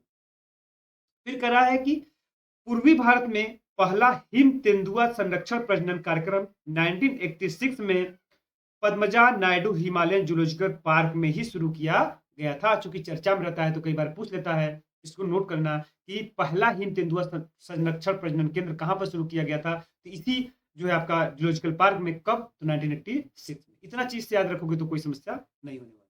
नेक्स्ट चलते हैं। भूटान ने असम सीमा पर अंतरराष्ट्रीय शहर बनाने की घोषणा की है। यह भी बहुत महत्वपूर्ण है, देखो 3 स्टार दिया गया है। यह पूछा जा सकता है कि किस पड़ोसी देश ने, भारत के किस पड़ोसी देश ने असम सीमा से सटे हुए, या असम जो असम की जो अंतरराष्ट्रीय सीमा है भारत की, उस पर जो है अंतरराष्ट्रीय शहर बनाने की घोषणा की है। नेपाल दे सकता है, म्यांमार दे सकता है, भूटान दे सकता है, चीन दे सकता है। तो ज्यादातर लोग चीन मानने की प्रयास करेंगे, जो कि गलत होगा। तो भूटान, क्यों? क्योंकि ज़ाहिर-सी बात है भूटान भारत का मित्र ही है, तो इसका मतलब भारत की भी इसमें सहमति होगी और इससे भारत को भी लाभ होगा। इससे क्या लाभ होगा? तो जब देखेंगे दक्षिण पूर्व जो एशिया है, उससे क्या होगी भारत की कनेक्टिविटी बढ़ेगी। नेक्स्ट चलते हैं मतलब आगे चलते हैं। दिसंबर 2023 में भूटान के राजा अभी हमने देखा था कि भारत आए थे। नामग्याल वांगचुक ने असम सीमा पर अंतर्राष्ट्रीय शहर बनाने की घोषणा की है। बहुत महत्वपूर्ण देखो इस पर भी स्टार हमने लगाया है। यह अंतर्राष्ट्रीय शहर 1000 वर्ग किलोमीटर से अधिक क्षेत्र में विस्तृत होगा। इसे भारत के उत्तर पूर्वी राज्यों के माध्यम से देखो दक्षिण एशिया को दक्षिण पूर्व एशिया से जोड़ने वाले आर्थिक गलियारे के रूप में स्थापित किया जाएगा। भारतीय राज्य असम की सीमा को साझा करने वाले इस प्रोजेक्ट का नाम गोंगेफू स्मार्ट सिटी परियोजना होगा। यह नाम भी पूछा जा सकता है, बहुत महत्वपूर्ण है। नेक्स्ट चलते हैं टॉपिक। भारत का सबसे बड़ा सर्कुलर रेलवे बेंगलुरु में स्थित किया गया। सर्कुलर रेलवे मतलब कुछ नहीं होता है, मतलब ऐसे रेलवे है जो कई स्टेशनों को जोड़ते हुए ऐसे फिर आगे घूम करके क्या होगी यहाँ पर आ जाएगी। यही सर्कुलर रेलवे होता है और कुछ नहीं है, ये ध्यान रखना। 27 नवंबर 2023 को रेल मंत्री अश्विनी वैष्णव ही है। उन्होंने बंगलुरु को शीघ्र ही 287 किलोमीटर, यह नोट करना पॉइंट देखो हमने हाईलाइट किया, बहुत मेहनत से आपको ये किया गया है, बस उसका फायदा और लाभ उठाइए तब मुझे ज्यादा खुशी होगी। लंबी सर्कुलर रेलवे मिलेगी जो आसपास के सभी महत्वपूर्ण शहरों को क्या करेगी, जोड़ेगी और यह भारत का अपनी तरह का सबसे बड़ा नेटवर्क है, इसलिए इंपॉर्टेंट हो जाएगा। यह नेटवर्क अगले 40 से 50 वर्षों तक शहर की जरूरतों को ध्यान रखते हुए बनाया गया है, जो कि क्या करेगा, 7 रेलवे ट्रैक पर पूर्ण कनेक्टिविटी प्रदान करेगा। कितने रेलवे ट्रैक पर? तो 7। ठीक है, नेक्स्ट चलते हैं। इतना ही इसमें जरूरत था, बहुत ज्यादा आपको ध्यान रखने की जरूरत नहीं है। 2024 तक क्या करेगा, ये बनकर तैयार हो जाएगा, ये भी ध्यान रखना। अभी तक चेन्नई में भारत का सबसे बड़ा सर्कुलर जो है 235 किलोमीटर तक का ही है, जो कि छोटा है। अपनी तरह का 7 स्टेशनों को जोड़ करके बनाने वाला ये पहला भारत का इतना बड़ा जो है सर्कुलर रेलवे। नेक्स्ट चलते हैं। भारत का गरबा बहुत महत्वपूर्ण, आपको पता है गरबा कहाँ का नृत्य है, तो आपको पता है कि यह गुजरात का है। ठीक है, क्यों चर्चा में है, तो यूनेस्को की सूची में इसको शामिल किया गया, बहुत महत्वपूर्ण है। भारत के गरबा नृत्य को दिसंबर 2023 में यूनेस्को के अंतर्राष्ट्रीय पहचान देते हुए, यूनेस्को ने क्या किया, इसको अंतर्राष्ट्रीय पहचान देते हुए किस श्रेणी में, अमूर्त सांस्कृतिक विरासत ICH घोषित कर दिया है कि अमूर्त सांस्कृतिक विरासत श्रेणी में इसको शामिल कर दिया गया है। गरबा नृत्य सूची में शामिल होने वाली भारत की 15वीं अमूर्त विरासत सूची है, मतलब सूची में 15वीं जो है विरासत स्थल है। इससे पहले 2021 में सूची में कोलकाता के दुर्गा पूजा को शामिल किया गया था। तो यह सब स्टेटमेंट जब क्वेश्चन बनते हैं तो उसमें सब क्वेश्चन बन जाते हैं, कई बार तो डायरेक्ट ही पूछ लिए जाते हैं, इसलिए महत्वपूर्ण है। नेक्स्ट चलिए, यूनेस्को ने अमूर्त सांस्कृतिक विरासत की सुरक्षा के लिए अंतर सरकारी समिति 18वीं की बैठक 5 से 9 दिसंबर कहां पर हुआ था, तो बोत्सवाना के कसाने शहर में आयोजित की गई थी। इसी दौरान गुजरात के गरबा को अमूर्त सांस्कृतिक विरासत सूची में शामिल किया गया है। यह भी कई बार स्टेटमेंट जब क्वेश्चन बनाया गया तो यह पूछ सकता है कि किस बैठक में, तो 18वीं बैठक में कहाँ हुआ था, बोत्सवाना में हुआ था, बोत्सवाना के कसाने शहर में हुआ था, वहीं पर इसको जो है सम्मिलित किया गया। नेक्स्ट चलते हैं। कह रहा है कि केन्या के राष्ट्रपति की भारत यात्रा। देखो, तो पहली बात है कि जब कोई भी विदेशी जो है, कोई भी विदेशी देश के राष्ट्राध्यक्ष है अगर भारत में आते हैं तो सबसे पहले तो उनका नाम याद होना चाहिए। फिर उसके बाद कौन कौन से मेमोरेंडम ऑफ यूनिट, कौन कौन से परियोजनाएं या क्या क्या इस पर कुछ महत्वपूर्ण है तो उस पर क्या क्या जो है हस्ताक्षर किए गए वो हो जाता है। ठीक है, आपस में क्या जो है एक दूसरे को लेन देन करके या अर्थव्यवस्था को बढ़ाने के लिए क्या बूस्टअप किया गया है, कौन से कुछ विश्वविद्यालय खोले जाते हैं, यही सब चीजें देखनी पड़ती है। तो आइए देख लेते हैं। तो केन्या के राष्ट्रपति कौन है, विलियम समोई रूटो। तो पहले यही याद रख लो कि विलियम समोई रूटो ने एक उच्च स्तरीय प्रतिनिधिमंडल के साथ 4 से 6 दिसंबर 2023 तक भारत की राजकीय यात्रा पर रहे। ठीक है, अब उसका कह रहा है कि दिल्ली स्थित हैदराबाद हाउस में बातचीत के बाद प्रधानमंत्री मोदी ने केन्या को उसके कृषि क्षेत्र में, देखो उसके कृषि क्षेत्र के आधुनिकीकरण के लिए 25 करोड़ मतलब कि करीब 2084 करोड़ रुपया खैरात में नहीं, ऋण दिया है। ये नोट करना, ऋण सहायता दिया गया है, वह भी बहुत बड़ी बात है क्योंकि उसकी जो कृषि क्षेत्र है थोड़ी सी पिछड़ी है, तो उसको हम क्या करेंगे, आधुनिकीकरण करेंगे। तो ये नोट करना कितना दिया गया है, ये एक पॉइंट इंपॉर्टेंट होता है। दूसरा क्या इंपॉर्टेंट है, दोनों देश 2023 में राजनयिक संबंधों की 60वीं वर्षगांठ मना रहे हैं, इसीलिए इंपॉर्टेंट है। आपसी संबंध के 60 साल पूरे हो गए हैं राजनयिक संबंध के, नोट कर लेना। ठीक है, इसीलिए इंपॉर्टेंट है। अब केन्या की मुद्रा क्या है, तो केन्याई शिलिंग है, यह भी आप नोट कर लेना। अब एक चीज ये ध्यान रखना कि जो ये 25 करोड़ रुपए भारत तो दे ही रहा है, और कुछ महत्वपूर्ण चीज़ें हुई हैं जिस पर जो भारत तमाम देशों के साथ इस समय बहुत प्रयास में लगा हुआ है कि अपने रुपए में जो है किसी भी देश को भुगतान किया जाए, और उनसे कोई चीज़ लिया जा रहा है या उनको भुगतान लेना है तो उन्हीं के पैसे में हम भी लें। इससे क्या होता है कि डॉलर का प्रयोग करने से हम लोग बचेंगे, डॉलर का रिजर्व जो है वह खत्म कम होगा। जैसे कि मान लो केन्याई मुद्रा है, मुद्रा केन्याई शिलिंग है, तो अगर भारत कुछ सामान केन्या से मंगा रहा है, कहाँ? केन्या से भारत मंगा रहा है, जैसे यहाँ पे केन्या है, यहाँ पर भारत है, तो अगर भारत वहाँ से मंगा रहा है, तो वो क्या करे कि अपनी पैसा रुपया को केन्याई सरकार को दे, और अगर केन्या सरकार यहाँ से कुछ मंगा रही है भारत से, तो क्या कह रहे केन्याई शिलिंग दे, तो उसके लिए कैसे होगा? तो उसी के लिए एक ओस्ट्रो अकाउंट खुलता है, यह नोट करना, ओस्ट्रो अकाउंट काफ़ी चर्चा में रहता है। ओस्ट्रो अकाउंट का काम यही है कि वहाँ की सरकार, वहाँ के जो देश है, तो सरकार की मंजूरी के माध्यम से हमारे भारत की जो सरकार है, यहाँ की बैंक को मंजूरी देगा, और उनके बैंक में क्या करेगी? अपना एक अकाउंट खोलेगी, और उनकी सरकार की जो बैंक है, मतलब वहाँ का जो सरकारी बैंक है, वो हमारे भारत सरकार में क्या करेगी? यहाँ के सरकारी बैंक में अपना अकाउंट खोलेगी। मतलब सीधी-सी बात है, यहाँ के बैंक वहाँ के बैंक में, वहाँ के बैंक यहाँ के बैंक में अपना एक-एक अकाउंट खोलेंगे, जिससे कि यहाँ का बैंक का पैसा वहाँ ट्रांसफर कर सके और वहाँ का पैसा यहाँ ट्रांसफर कर सके, तभी तो संभव होगा। नहीं तो वहाँ का रुपया कैसे उनको मिलेगा? तो हमारा जब बैंक रहेगा तो हम अपना पैसा अपने बैंक में ट्रांसफर करेंगे, और हमारा बैंक क्या करेगा? उनको जो है उनको दे देगा। तो यह चीज़ें ध्यान रखना, इसीलिए ओस्ट्रो अकाउंट खोले जाते हैं, यही ओस्ट्रो अकाउंट होता है। ये बात नोट कर आ जाओ। उतना ही इसमें महत्वपूर्ण था जितना हमने आपको बताया, अगर उतना आप लोग रखते हो तो इससे बाहर आने की संभावना बहुत कम है। देखो, इंदिरा गांधी राष्ट्रीय मुक्त विश्वविद्यालय और केन्या मुक्त विश्वविद्यालय के बीच भी एक समझौता ज्ञापन हुआ है। यह बहुत महत्वपूर्ण नहीं था। चलिए,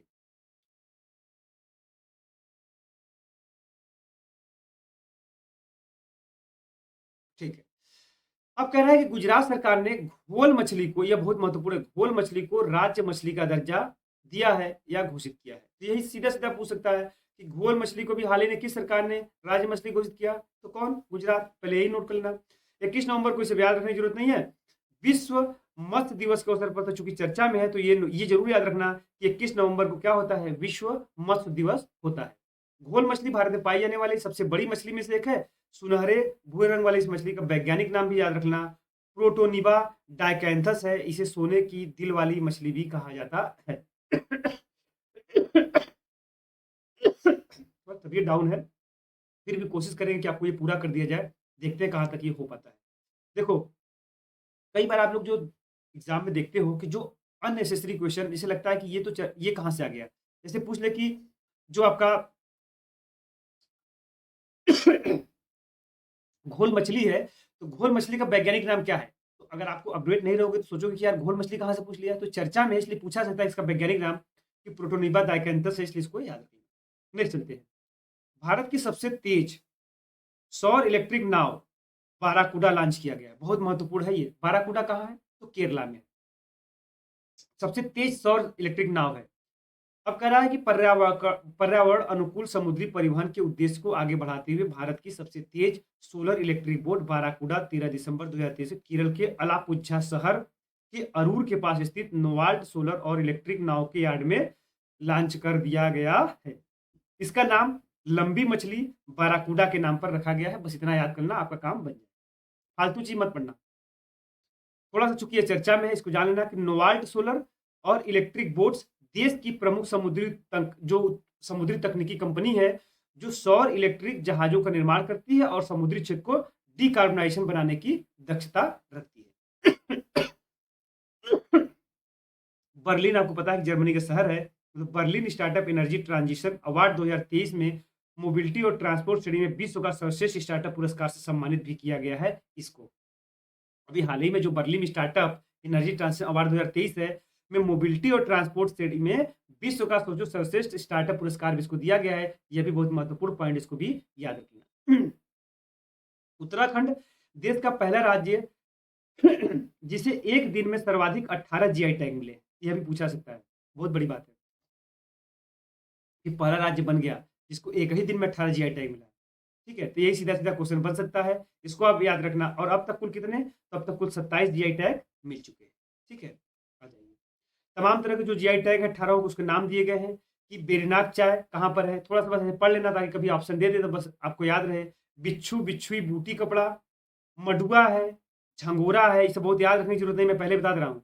लाल चावल है, काला भट्ट है, लेकिन कुछ लोग ऐसे होते हैं जिनको कम पढ़ा हो तो लगता है कि सर इतना ही पढ़ा है कहाँ से फंसेगा, तो लोग थोड़ा सा पढ़ लेंगे। चौलाई है, बुरांस रस है, पहाड़ी तूर दाल है, ठीक है। यह उत्तराखंड अगर इसका एग्जाम देने जाते हैं तो जरूर मैं कहता कि इसको पढ़ लो। लिखाई या लकड़ी की नक्काशी है, नैनीताल मोमबत्ती है, और रंगवाली पिछौड़ा है, ठीक है, जो पिछोड़ते हैं लोग। लीची है, आडू है, अवशेष करा है, आडू एक फल होता है। रम्मार या रामन मुखौटा है, और 18वां क्या है, अल्मोड़ा लकोरी मिर्च है। तो इतना था, नोट कर सकते हो, तुम याद कर लेना है तो कोई बात नहीं, छोड़ सकते हो तो और अच्छी बात है। केंद्र शासित प्रदेश लद्दाख के सी बकथार्न को मिला जीआई टैग, बहुत महत्वपूर्ण है। सी बकथार्न क्या भैया, तो सी बकथार्न एक तरह का फल है।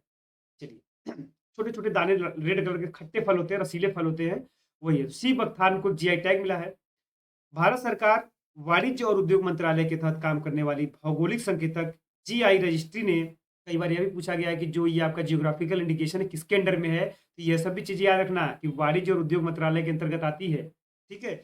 लद्दाख के उद्योग और वाणिज्यिक विभाग की श्रेणी के 31 में लद्दाख के सी बैकथॉर्न को क्या किया गया है, जीआई टैग दिया गया है। आ जाइए, सी बैकथॉर्न को वंडर प्लांट, लद्दाख गोल्ड, चूंकि थोड़ा सा उसी कलर का होता है, गोल्ड बुश या ठंडे रेगिस्तानों में सोने की खान के नाम से जाना जाता है, ठीक है। यह केंद्र शासित प्रदेश का चौथा जीआई टैग है, यह भी याद रखना कि कुल 4 जीआई टैग मिल चुके हैं। इससे पहले देखो, लद्दाख की जो पश्मीना है, खुबानी को और लद्दाखी लकड़ी नक्काशी को जीआई टैग मिल चुका है। थोड़ा सा इंपॉर्टेंट है, याद रखना। सी बैकथान का 90% उत्पादन लद्दाख के करगिल क्षेत्र में ही होता है, ठीक है। सी बैकथान कह लद्दाख का एक अद्भुत पौधा है, इसका नाम लेह बेरी भी है, वहां का लोकल नाम है, इसको याद रखना है। छोटे नारंगी पीले रंग का जामुन पैदा करना, हमने बताया कि रसीला फल होता है, स्वाद में खट्टे होते हैं, लेकिन ये विटामिन और जो है क्या होते हैं, वो काफी भरपूर होते हैं। इतना ही बस, इतने बहुत महत्वपूर्ण था। अब देखो 5 विचार हमने दिया है, इसका मतलब कि महत्वपूर्ण होगा।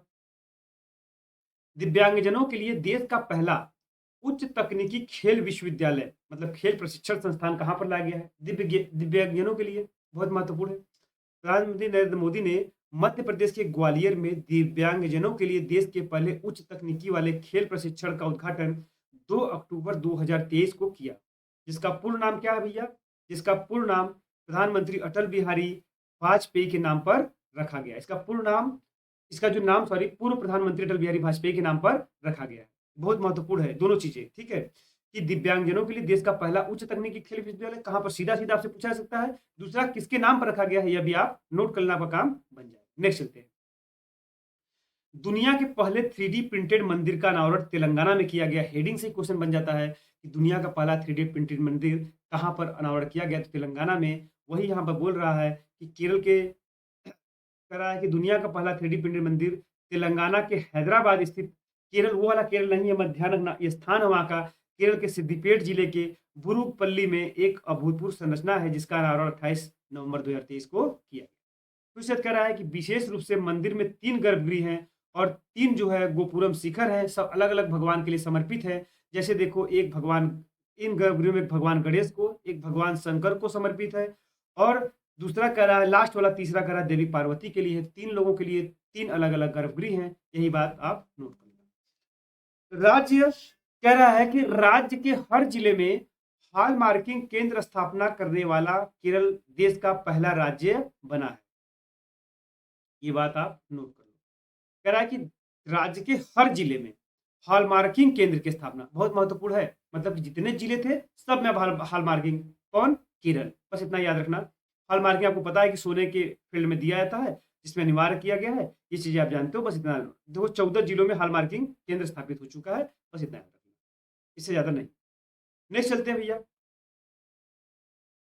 कह रहा है कि पहला अंतरराष्ट्रीय क्रूज लाइनर कोस्टा सेरेना, बहुत महत्वपूर्ण है, 2 स्टार में दिया है कि पहला अंतरराष्ट्रीय क्रूज लाइनर कहां पर, क्या नाम है उसका, कोस्टा सेरेना। 3 नवंबर 2023 को केंद्रीय पत्तन, पोत, परिवहन और जलमार्ग मंत्री सर्बानंद सोनोवाल, नाम भी याद रखते रहना, मुंबई में पहले अंतरराष्ट्रीय क्रूज लाइनर कोस्टा सेरेना के घरेलू परिचालन का क्या किया, शुभारंभ किया।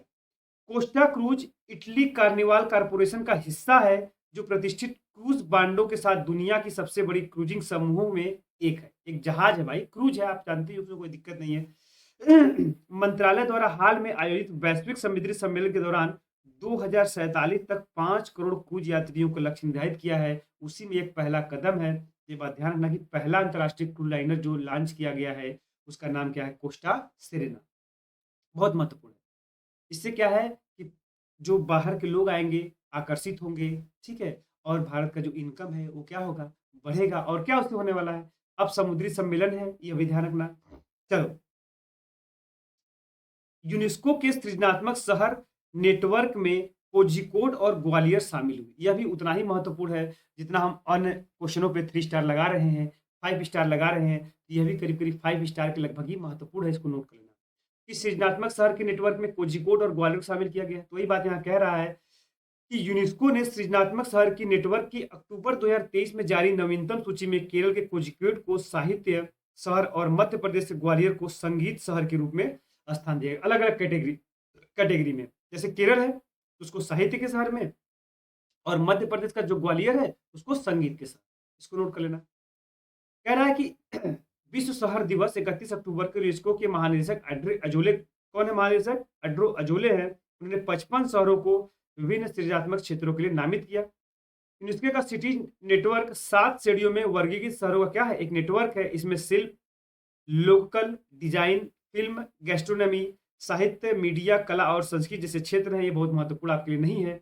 यह ध्यान रखना कि कोझिकोड और ग्वालियर के यूनेस्को क्रिएटिव शहर सूची में शामिल होने के बाद भारत में इसकी संख्या कितनी हो गई? 8 हो गई। यह सब स्टेटमेंट वाले क्वेश्चन में पूछा जा सकता है। बकिया कोई काम करने तो छोड़ देना। नेक्स्ट चलते हैं। करा यूनेस्को ने इस नेटवर्क में अब तक 100 से, ठीक है, करा। अब नेक्स्ट, भारत का सबसे बड़ा बाघ अभ्यारण्य मध्य प्रदेश के दामोह में खोला गया है। तो इसको 5 स्टार दिया है, बहुत महत्वपूर्ण। एक महत्वपूर्ण विकास के तहत मध्य प्रदेश का दामोह जिला देश का सबसे बड़ा बाघ अभ्यारण्य घर बनने जा रहा है। यह बात आप नोट करना। केंद्र सरकार में नोरादोही अभ्यारण्य को दामोह के दुर्गावती अभ्यारण्य में विलय करने के प्रस्ताव को मंजूरी दे दी है। जब इसको विलय करेगा तभी तो इतना बड़ा वो बन रहा है, ठीक है।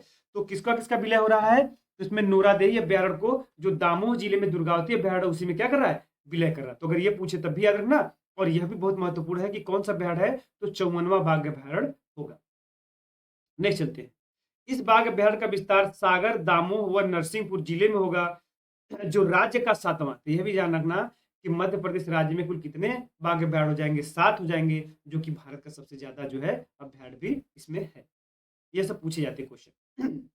तमिलनाडु की नीलगिरी तहर का संरक्षण परियोजना शुरू की गई है। तमिलनाडु के नीलगिरी तहर का, आपको पता है कि नीलगिरी पहाड़ी कहाँ पर है? वही तमिलनाडु और कर्नाटक केरल के बॉर्डर पे ही है। तो वहीं पर नीलगिरी तहर रहती है।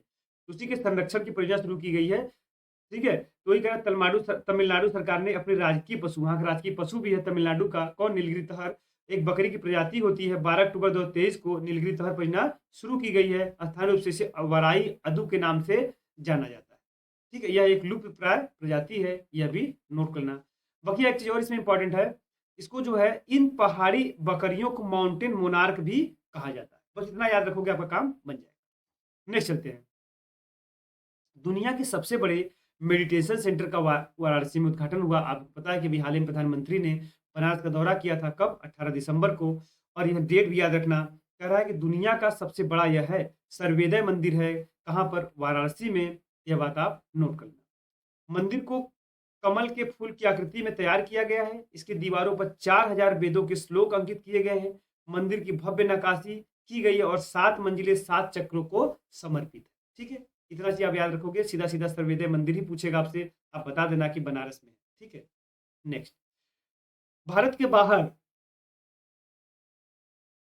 भारत के बाहर दुनिया का दूसरा सबसे बड़ा हिंदू मंदिर कौन है? भारत के बाहर की बात हो रहा है, भारत में नहीं। तो सबसे पता है कि भारत का सबसे बड़ा, दुनिया में सबसे बड़ा भारतीय हिंदू मंदिर कौन? अंकोर वाट, कंबोडिया का। तो अंकोर वाट के बाद मतलब इसका दूसरा होगा। तो अमेरिका के न्यू जर्सी के रॉबिन्सन विले टाउनशिप में BAPS स्वामी नारायण अक्षरधाम मंदिर का उद्घाटन 8 अक्टूबर को 2023 को किया गया। यह बात आप नोट करना, बस इतना ही याद रखना है। पहला कौन है आपको पता है, देखो दिया भी है कि भारत के बाहर बना सबसे बड़ा हिंदू मंदिर कंबोडिया का अंकोर वाट मंदिर, जो लगभग 500 एकड़ में बनाया गया। 17 दिनों के बाद सिलकारा सुरंग, आपको पता है कि काफी चर्चा में था सिलक्यारा सुरंग के अंतर बचाव अभियान शुरू हुआ। वही आपका उत्तराखंड के उत्तरकाशी जिले में यमुनोत्री राष्ट्रीय राजमार्ग पर निर्माणाधीन सिलक्यारा सुरंग में 41 श्रमिकों को, जो निर्माण श्रमिक थे, उसको 17 दिन के अथक प्रयास के बाद क्या किया गया है, सफलतापूर्वक निकाला गया है। यह कई बार पूछ लेता है कुल कितने श्रमिक उसमें फंस गए थे, 41 श्रमिक, क्योंकि काफी चर्चा में था, तो इसको नोट कर लेना। कहाँ पे था? उत्तराखंड के उत्तरकाशी में। सिलक्यारा सुरंग का नाम याद रख लेना, ठीक है। इतना करने के बाद यहाँ आ जाना। इस बचाव अभियान में देखो रेट होल खनिकों का या रेट माइनर होते हैं, उन्होंने 24 घंटे से भी कम समय में अंतिम 10 मीटर खुदाई करने की महत्वपूर्ण भूमिका उस समय भूमिका निभाई जब अमेरिका अगर ड्रिल मशीन खुदाई के दौरान टूट गई थी। देखो रेट होल माइनिंग क्या होती है, काफी चर्चा में होती है। मेघालय वाले क्षेत्र में काफी रेट होल माइनिंग होती है। कई बार पूछा भी गया है कि कहाँ पर भारत में रेट होल माइनिंग होती है, सबसे ज्यादा मेघालय में होती है। क्या होता है? रेट मतलब चूहा होता है, तो चूहे की बिल की तरह इसमें माइनिंग की जाती है। छोटा सा गड्ढा बनाया जाता है और उसी में घुस करके, एक आदमी के घुसने की जगह होती है उसमें, वही घुसता चला जाएगा, खोदते चला जाएगा और काफी लंबी सुरंग बनाती चली जाती है और उसमें से कोयले को निकाल करके लाएगा, फिर बाहर फेंकेगा, लाएगा, फिर बाहर फेंकेगा। वहां के लोकल जो जनजाति हैं उनके माध्यम से काम किया जाता है और उसको अपने आर्थिक जीविकोपार्जन के लिए जो है प्रयोग किया जाता है बेच कर। तो इस पर बैन है, इस पर प्रतिबंध लगा दिया गया है। इसी को रैट होल खनिक बोलते हैं। जब कोई उपाय नहीं चला तो उन्हीं लोगों के माध्यम से क्या किया गया, एक छोटा सा गड्ढा बनवाया गया। और क्योंकि मशीनें चल नहीं पा रही थी और आप देख भी रहे हो कि अमेरिका की आगर ड्रिल मशीन टूट गई थी, तो इसी होल के माध्यम से एक श्रमिक को घुसा करके लंबे गड्ढे के माध्यम से जो मेन सुरंग था उसमें जा करके उनको इसी गड्ढे के माध्यम से एक एक करके निकाल के बचाया गया। इसीलिए चर्चा में था, इसको आप लोग नोट करिए। नेक्स्ट चलते हैं, यही सब कहानी है। अब कह रहा है कि IIL द्वारा बच्चों के लिए खसरा और रूबेला टीका मोबेला लॉन्च किया गया है। तो यह इंपॉर्टेंट हो सकता है कि कौन सा टीका लॉन्च किया गया है IIL के द्वारा, किसके लिए? बच्चों के लिए खसरा और रूबेला का। तो टीका है मोबेला, इसको नोट कर लेना। इस लाइव एटेंट्यूटेड MR वैक्सीन को वियतनाम के पॉलीवैक इंस्टीट्यूट के साथ इंडियन इम्यूनोलॉजिकल्स ने विशेष साझेदारी में विकसित किया है। कौन कौन इसमें साझेदार है, यह भी जरूरी है। मबेला को तमिलनाडु के उदगमंडलम, मतलब ऊटी वाला जो स्थान है, में IIL division human biological institute HBI के 25वें समारोह के रूप में क्या किया, वहां पर लॉन्च किया गया। तो बस थोड़ा सा याद रखना, इतना बहुत ज्यादा जरूरत नहीं। फिर कह रहा है कि इसने 1998 में भारत का पहला सुरक्षित वेरोसेल रैबिज वैक्सीन अभय रब विकसित किया था। क्या है अभय रब? तो भारत का पहला सुरक्षित वेरोसेल रैबिज वैक्सीन है, इसी कंपनी ने विकसित किया था, तो इसलिए थोड़ा सा चर्चा में है, दोनों को याद रखना। तंजानिया के राष्ट्रपति, देखो राष्ट्रपति भारत आ गए हैं, ठीक है भैया। तंजानिया के राष्ट्रपति भारत है, तो कौन है तंजानिया के राष्ट्रपति, पहले तो यही जानेंगे। सामिया सुलूह हसन। तंजानिया के राष्ट्रपति सामिया सुलूह हसन अपने देश के उच्च स्तरीय शिष्टमंडल के साथ 8 से 10 अक्टूबर 2023 को भारत आ गए। ठीक है भैया, आ गए तो आ गए। क्या किया जा सकता है? तो किया ये जा सकता है कि उनके द्वारा कुछ महत्वपूर्ण काम है तो उसको हम लोग देख लेंगे, और कुछ महत्वपूर्ण नहीं है तो उसको छोड़ देंगे। चलिए, यहाँ पर एक महत्वपूर्ण चीजें मिला हमको, बाकी अगर आप लोग कुछ ज्यादा मिलता हो तो आप एक बार इसको पढ़ सकते हैं, कोई दिक्कत नहीं। भारत तंजानिया संबंधों को और मजबूती प्रदान करते हुए मेहमान राष्ट्रपति सामिया सुलूह हसन को डॉक्टरेट की मानद उपाधि से जवाहरलाल नेहरू विश्वविद्यालय ने 10 अक्टूबर को सम्मानित किया। इसके लिए संस्थान के प्रति गहरी कृतज्ञता तो जताएंगे ही। जेएनयू द्वारा मानद उपाधि से सम्मानित की जाने वाली वह पहली ही महिला है, इसलिए महत्वपूर्ण था, इसलिए हमने इसको लगाया भी था, इसलिए इसको ध्यान रखना। पूछा जा सकता है कि किस विश्वविद्यालय के द्वारा उनको मानद उपाधि सम्मानित किया गया है, तो जेएनयू के द्वारा। ठीक है, इतना नोट कर लेना। और उनका राष्ट्रपति का नाम याद रखना, सामिया सुलूह हसन, पहली महिला राष्ट्रपति बन गई जो जेएनयू की मानद उपाधि सम्मानित की। भारत की पहली वर्टिकल विंड टनल का शुभारंभ हुआ है।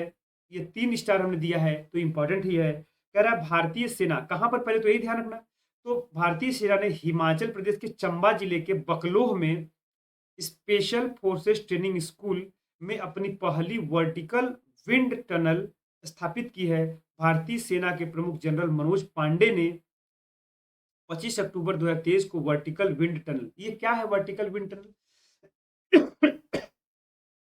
देखो, वर्टिकल विंड टनल, वर्टिकल का मतलब क्या होता है ना कि इस तरह से, ऐसे मतलब कि ऊर्ध्वाधर, ऐसे मान लो टनल का मतलब क्या, सुरंग टाइप का। अभी आप लोगों ने सुरंग कैसे देखा होगा, सुरंग ऐसे देखा होगा, यह कैसे है, खड़ी खड़ी है। तो इसमें क्या होगा कि जैसे कि यहाँ पर इस तरह का अगर ट्रेनिंग मिल जाता है तो कभी किसी ऐसी जगहों पर बचाव राहत कार्य में पहाड़ियों से कूदना पड़ता है, तो वहां पर वैसे लोगों को आसान होगा, आसानी होगी। इसीलिए ये ट्रेनिंग दिया जा रहा है। बहुत महत्वपूर्ण, इसको ध्यान रखना कि पहली वर्टिकल विंड टनल, मतलब कि हवाओं में ये विंड, इसमें हवाएं रहती है और उसमें कूदने का ट्रेनिंग दिया जाएगा कि पैराशूट के माध्यम से जब खड़ी खड़ी पहाड़ियों से कूदना रहे तो भारत के लोग कैसे जो उसको जंप करके लोगों को जाकर के नीचे जाकर कोई फंस गया है घाटी में या कहीं पे, तो उसको बचाया सके, इसीलिए किया गया है। बस इतना ही ध्यान रखना, ठीक है। तो आपको ये बहुत जरूरी जानना है कि पहली वर्टिकल विंड टनल का उद्घाटन कहाँ पे किया गया, हिमाचल के चंबा में, बकलो में, ठीक है। वही सब चीजें कहानी उसमें कही गई है। भारत संयुक्त राष्ट्र की संस्था कोडेक्स एलिमेंटेरियस कमीशन का सदस्य बन गया है। भारत जो है संयुक्त राष्ट्र यूनाइटेड नेशन है, उसकी संस्था है कौन, कोडेक्स एलिमेंटेरियस कमीशन, उसका सदस्य बना दिया गया। बस चर्चा में है, थोड़ा सा इंपॉर्टेंस पे 2 स्टार दिया हमने कि यह खाद्य सुरक्षा और गुणवत्ता मानक निर्धारित करता है। यह जो संस्था है कोडेक्स एलिमेंटेरियस कमीशन, ये क्या करता है, तो खाद्य और जो सुरक्षा है उस पर गुणवत्ता मानक निर्धारित करता है। और चूंकि भारत भी इस पर काफी फोकस करता है, खाद्य सुरक्षा पर, उसकी गुणवत्ता पर, तो इसीलिए इसको क्या किया गया है, इसका सदस्य बनाया गया है। तो कह रहा है कोडेक्स एलिमेंटेरियस कमीशन की कार्य समिति रोम में जो बैठक हुई थी 2023 में, उसी में भारत को क्या किया गया है, सदस्य बनाया गया है। और एशियाई क्षेत्र का प्रतिनिधित्व करने वाले सदस्य के रूप में सर्वसम्मति से चुन भी लिया गया है। इसीलिए महत्वपूर्ण हुआ कि एशियाई क्षेत्र का प्रतिनिधित्व कौन करेगा, तो भारत ही करेगा। भारत के पास भी वो क्षमता है क्योंकि भारत भी खाद्य सुरक्षा और गुणवत्ता का मानक निर्धारण करता है, ये ध्यान रखना। नेक्स्ट चलते हैं, शांति निकेतन तथा होयसल के पवित्र मंदिर समूह यूनेस्को के विश्व धरोहर सूची में क्या हुआ है, शामिल हो गया। देखो जितनी भी यूनेस्को के विश्व धरोहर सूची में या अन्य स्थल, अलग अलग कैटेगरियां हैं, उसमें अमूर्त विरासत की सूची में जिसमें इसमें शामिल होगा उसमें आप लोग नोट करते रहिएगा। ये बहुत महत्वपूर्ण, पश्चिम बंगाल स्थित जो शांति निकेतन, जहां विश्व भारती विश्वविद्यालय की स्थापना रविन्द्रनाथ टैगोर ने की थी, तथा कर्नाटक में जो होयसल पवित्र मंदिर है, जिसमें बेलूर, हेलेबीड और सोमनाथपुरम के पवित्र मंदिर है, इनको क्या किया गया है, शामिल कर लिया गया है। कहां पर शामिल किया गया है, तो विश्व विरासत जो धरोहर है उसकी संयुक्त अरब के अमीरात, जो संयुक्त अरब सऊदी अरब का जो रियाद है, उसकी राजधानी है, वहां पर 45वीं बैठक हुई थी, उसी में निर्णय लिया गया है कि इन 2 स्थलों को मिलाकर यूनेस्को की विश्व धरोहर सूची में कुल कितनी भारतीय स्थलों की सूची हो गई, तो 42 हो गई। इसको ध्यान रखना। अब उस 42 में भी कौन कौन अलग अलग कैटेगरी को ध्यान रखना, कई बार पूछा जाता है। 34 जो है कल्चरल प्रॉपर्टीज में है, 7 आपका नेचुरल प्रॉपर्टीज में है, और 1 जो है मिश्रित स्थल में है। ये बात ध्यान रखना। मिश्रित में कौन है, तो कंचनजंगा है। ये बात नोट करो। ठीक, नेक्स्ट चलते हैं। जितना करा रहे हैं बस उतना आप लोग करिएगा, फालतू चीजों पढ़ोगे तो फिर मामला गड़बड़ हो जाएगा। देखो कह रहा है, रियाद में संपन्न यूनेस्को विश्व विरासत समिति की इस बैठक में भारत के 2 स्थलों सहित विभिन्न देशों के कुल 45 स्थलों को इस वर्ष विश्व विरासत सूची में शामिल कर लिया गया है। ठीक है, बहुत महत्वपूर्ण है। इसमें 36 को सांस्कृतिक स्थल में और 9 को प्राकृतिक स्थल में शामिल किया गया है। बहुत महत्वपूर्ण था ये, ठीक है। वर्तमान में यूनेस्को की जो विश्व विरासत सूची उसमें कुल कितने स्थल है, 1199। ठीक है, इसको बहुत ज्यादा और ज्यादा जरूरत नहीं है, बस इतना याद रखो। और उसके बाद कह रहा है कि इसमें सबसे ज्यादा किस देश का है, तो इटली का सबसे ज्यादा स्थल है जो कि 59 स्थल है। तो कई बार यह तो नहीं पूछा जा सकता, यह पूछा सकता है कि इसमें किस देश के सबसे अधिक जो विरासत स्थल है, तो इटली के। ठीक है, अब भारत के कुल कितने हो गए, तो 45, उसमें 36 सांस्कृतिक और 9 प्राकृतिक। यह भी काफी चर्चा में था कि भारतीय वायुसेना का जो नया ध्वज है, भारतीय वायुसेना का नया ध्वज है, वह लॉन्च किया गया है। आपको पता है, काफी चर्चा का विषय था। तो भारतीय वायुसेना को उसका नया ध्वज 8 अक्टूबर 2023 को मिला। क्यों 8 अक्टूबर को ही मिला, क्योंकि उस पर 91वीं वर्षगांठ के अवसर पर जो है यह किया गया। और 8 अक्टूबर को क्या होता है, 8 अक्टूबर को क्या है, यह भी आप लोग जरा कमेंट बॉक्स में लिखिए फटाफट, तो उसके बाद हम चीजों को बता रहे हैं, फिर आगे बताएंगे। देखिए कह रहा है कि इस ध्वज का अनावरण वायुसेना, कहा गया, वायुसेना के अध्यक्ष कौन है, chief air marshal V R. Chaudhary ने जो है प्रयागराज के बमरौली में इसके मुख्यालय में उद्घाटन किया। ठीक है, नीले रंग के ध्वज में सबसे ऊपर दाएं कोने में एक भारतीय वायुसेना के लोगों को, ठीक है, प्रतीक चिन्ह के रूप में जोड़ा गया और अशोक स्तंभ के शेर और देवनागरी लिपि में सत्यमेव जयते लिखा है। यह बात आप नोट करिएगा। क्या क्या जोड़ा गया? तो नीले रंग के ध्वज में सबसे ऊपर दाहिने कोने में देखेंगे भारतीय वायुसेना का लोगो है, जैसे बाज की तरह बना ना, ईगल वाला, वह लोगो है। और वही करा है कि उसके शीर्ष पर अगर आप जाएंगे तो यहाँ पर आपका अशोक स्तंभ देखने को मिलेगा, ठीक है, और अशोक स्तंभ के नीचे सत्यमेव जयते लिखा रहता है, वह लिखा गया है। अब कह रहा है कि लोगों में हल्के नीले रंग का एक वलय, जैसे नीले रंग का एक छोटा सा वलय है इस तरह का, वो आपका जो है नीले रंग का एक वलय हिमालय ईगल को क्या है, घेरे हुए है, जिस पर भारतीय वायुसेना लिखा हुआ है।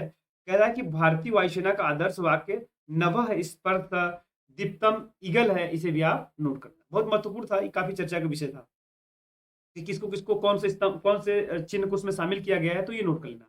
इसके पहले अंग्रेजी शासन का उसमें चिन्ह था, उसको हटा दिया गया, ठीक है। अब देखो उसका अर्थ क्या होता है, जो हमने ऊपर श्लोक पढ़ा, उसका अर्थ होता है कि वैभव के साथ आकाश को छुओ। अंग्रेजी शासन के दौरान भारतीय वायुसेना ने आईएएफ, रॉयल इंडियन एयरफोर्स जिसे कहा जाता था, कोई करा कि अंग्रेजी झंडा में यूनियन जैक बना हुआ था, उसको क्या कर दिया, हटा दिया गया और तिरंगा झंडा लगाकर नया ध्वज बनाया है, जो भारतीय 72 साल पश्चात अब नया ध्वज भारतीय वायुसेना को मिल गया है, ठीक है।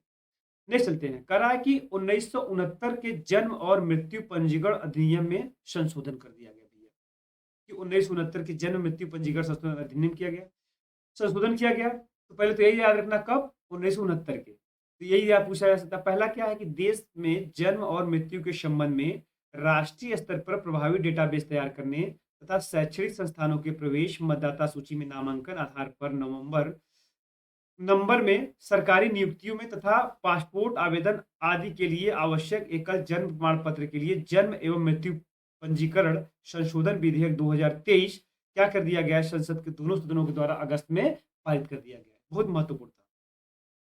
किसका स्थान लेगा, तो आपको पता ही है कि संशोधन कानून द्वारा 1969 के जन्म और मृत्यु पर पंजीकरण अधिनियम 1969 संशोधन कर जन्म मृत्यु पंजीकरण के लिए आधार को अनिवार्य बनाने का प्रावधान किया गया है। तो अब आधार क्या होगा, जन्म और मृत्यु पंजीकरण करते समय भी आपको मैंडेटरी कर दिया गया है।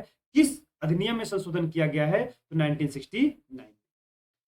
संशोधित कानून के तहत राज्यों को जन्म मृत्यु प्रमाण पत्र जारी करने के लिए रजिस्ट्रार जनरल ऑफ इंडिया के द्वारा संचालित नागरिक पंजीकरण प्रणाली का उपयोग करना होगा। बस इतना याद रखना, इसमें काम आपका बन जाए। ये सब आपके महत्वपूर्ण काम की नहीं। चंद्रमा के देखो 5 स्टार हमने इसको दिया है। कह रहा है कि चंद्रमा के दक्षिणी ध्रुव पर सॉफ्ट लैंडिंग भारत ने करके इतिहास रच दिया, सबको पता है। तो पहले तो यही ध्यान रखना कि दक्षिणी ध्रुव पर।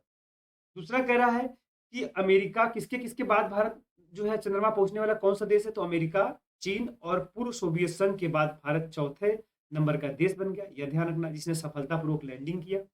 कब किया, तो यह डेट याद रखना, 23 अगस्त 2023 को किया। यह भी महत्वपूर्ण था। दक्षिणी ध्रुव पर, और दक्षिणी ध्रुव पर लैंडिंग करने वाला पहला देश है, यह भी ध्यान रखना। अन्य देशों ने भी लैंडिंग किया चंद्रमा पर, जो ऊपर 3 थे, लेकिन वह दक्षिणी ध्रुव पर लैंडिंग कोई नहीं किया, भारत मात्र इकलौता सा देश। इसरो द्वारा 14 जुलाई 2023 को हरिकोटा के LVM-3 पूर्ण नाम इसी का नाम GSLV मार्क 3 था, उसी के प्रक्षेपण के 41 दिन बाद चंद्रयान 3 को लैंडर का नाम क्या था, विक्रम, चंद्रमा के दक्षिणी ध्रुव पर योजना स्थान क्या हुआ, सॉफ्ट लैंडिंग करा दी गई।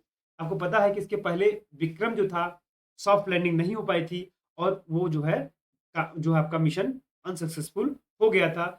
लेकिन प्रज्ञान जो रोवर था वो तो आपका निश्चित रूप से काम कर ही रहा था, ठीक है। नेक्स्ट चलते हैं। प्रधानमंत्री मोदी ने इसरो के वैज्ञानिकों को बधाई देते हुए 23 अगस्त को ऐतिहासिक दिन को राष्ट्रीय अंतरिक्ष दिवस तथा विक्रम लैंडर के चंद्रमा पर उतरने का नामकरण शिव शक्ति स्थल रखने का नाम दिया है। यह भी बहुत महत्वपूर्ण, इसको नोट करना कि जहां पर जो है विक्रम लैंडर ने चंद्रमा पर अपना सफलता पूर्वक कदम रखा, अपना जो है उसको क्या रखा है, शिव शक्ति। और इसके पहले का जो चंद्रयान 2 था, जब लैंडर उसे टकरा करके ध्वस्त हो गया था, उसका नाम क्या किया गया है, तिरंगा पॉइंट। दोनों चीज इंपॉर्टेंट है, इसको आप नोट करना। चंद्रयान 3 के 3 प्रमुख भाग है। पहला था प्रोपेल्सन, दूसरा मॉड्यूल जो आपको पता है लैंडर कौन, विक्रम, और तीसरा रोवर कौन है, प्रज्ञा। कोई दिक्कत नहीं है। 17 अगस्त को चंद्रमा के कक्षा में प्रोपल्सन मॉड्यूल सब यही कहानी लिखा गया, ये सब आपके काम का नहीं, इसको आप छोड़ देना, ठीक है। जिसको पढ़ना होगा पीडीएफ मिल जाएगा, आप पढ़ लेना, ठीक है। तो हम लोगों ने देखो यहाँ तक डिस्कस किया। आप सोच रहे हैं कि इसको इस वीडियो में इसको इतना ही रहते, पार्ट 1 पार्ट 2 करके कंप्लीट कर लेंगे धीरे-धीरे करके, क्योंकि थोड़ा सा आज फास्ट भी है, थोड़ा तबीयत भी ठीक नहीं है। तो इसको हम लोग सेकंड पार्ट कल आपको फिर मिल जाएगा, कल पहला पार्ट आपको मिल जाएगा, इसी तरह दूसरा पार्ट रात में मिल जाएगा, कल 2 पार्ट मिल जाएंगे, फिर नेक्स्ट वाले में तीसरा पार्ट, चौथा पार्ट, इस तरह कर करके धीरे-धीरे हम लोग क्या करेंगे, कंप्लीट कर लेंगे। तो आज इसको इसी पर हम लोग स्टार्ट करते हैं। इसको प्रॉपर तरीके से आप लोग देख लीजिएगा और चैनल को क्या करेंगे, नहीं है तो सब्सक्राइब कर लीजिएगा और जाकर के टेलीग्राम चैनल को लिंक में ज्वाइन करके उसमें क्या करेंगे आप लोग, इसके पीडीएफ को प्राप्त कर लेंगे, ठीक है। तब तक के लिए मिलते हैं नेक्स्ट वीडियो में। थैंक यू, टेक केयर, आप सब लोग अपना अपना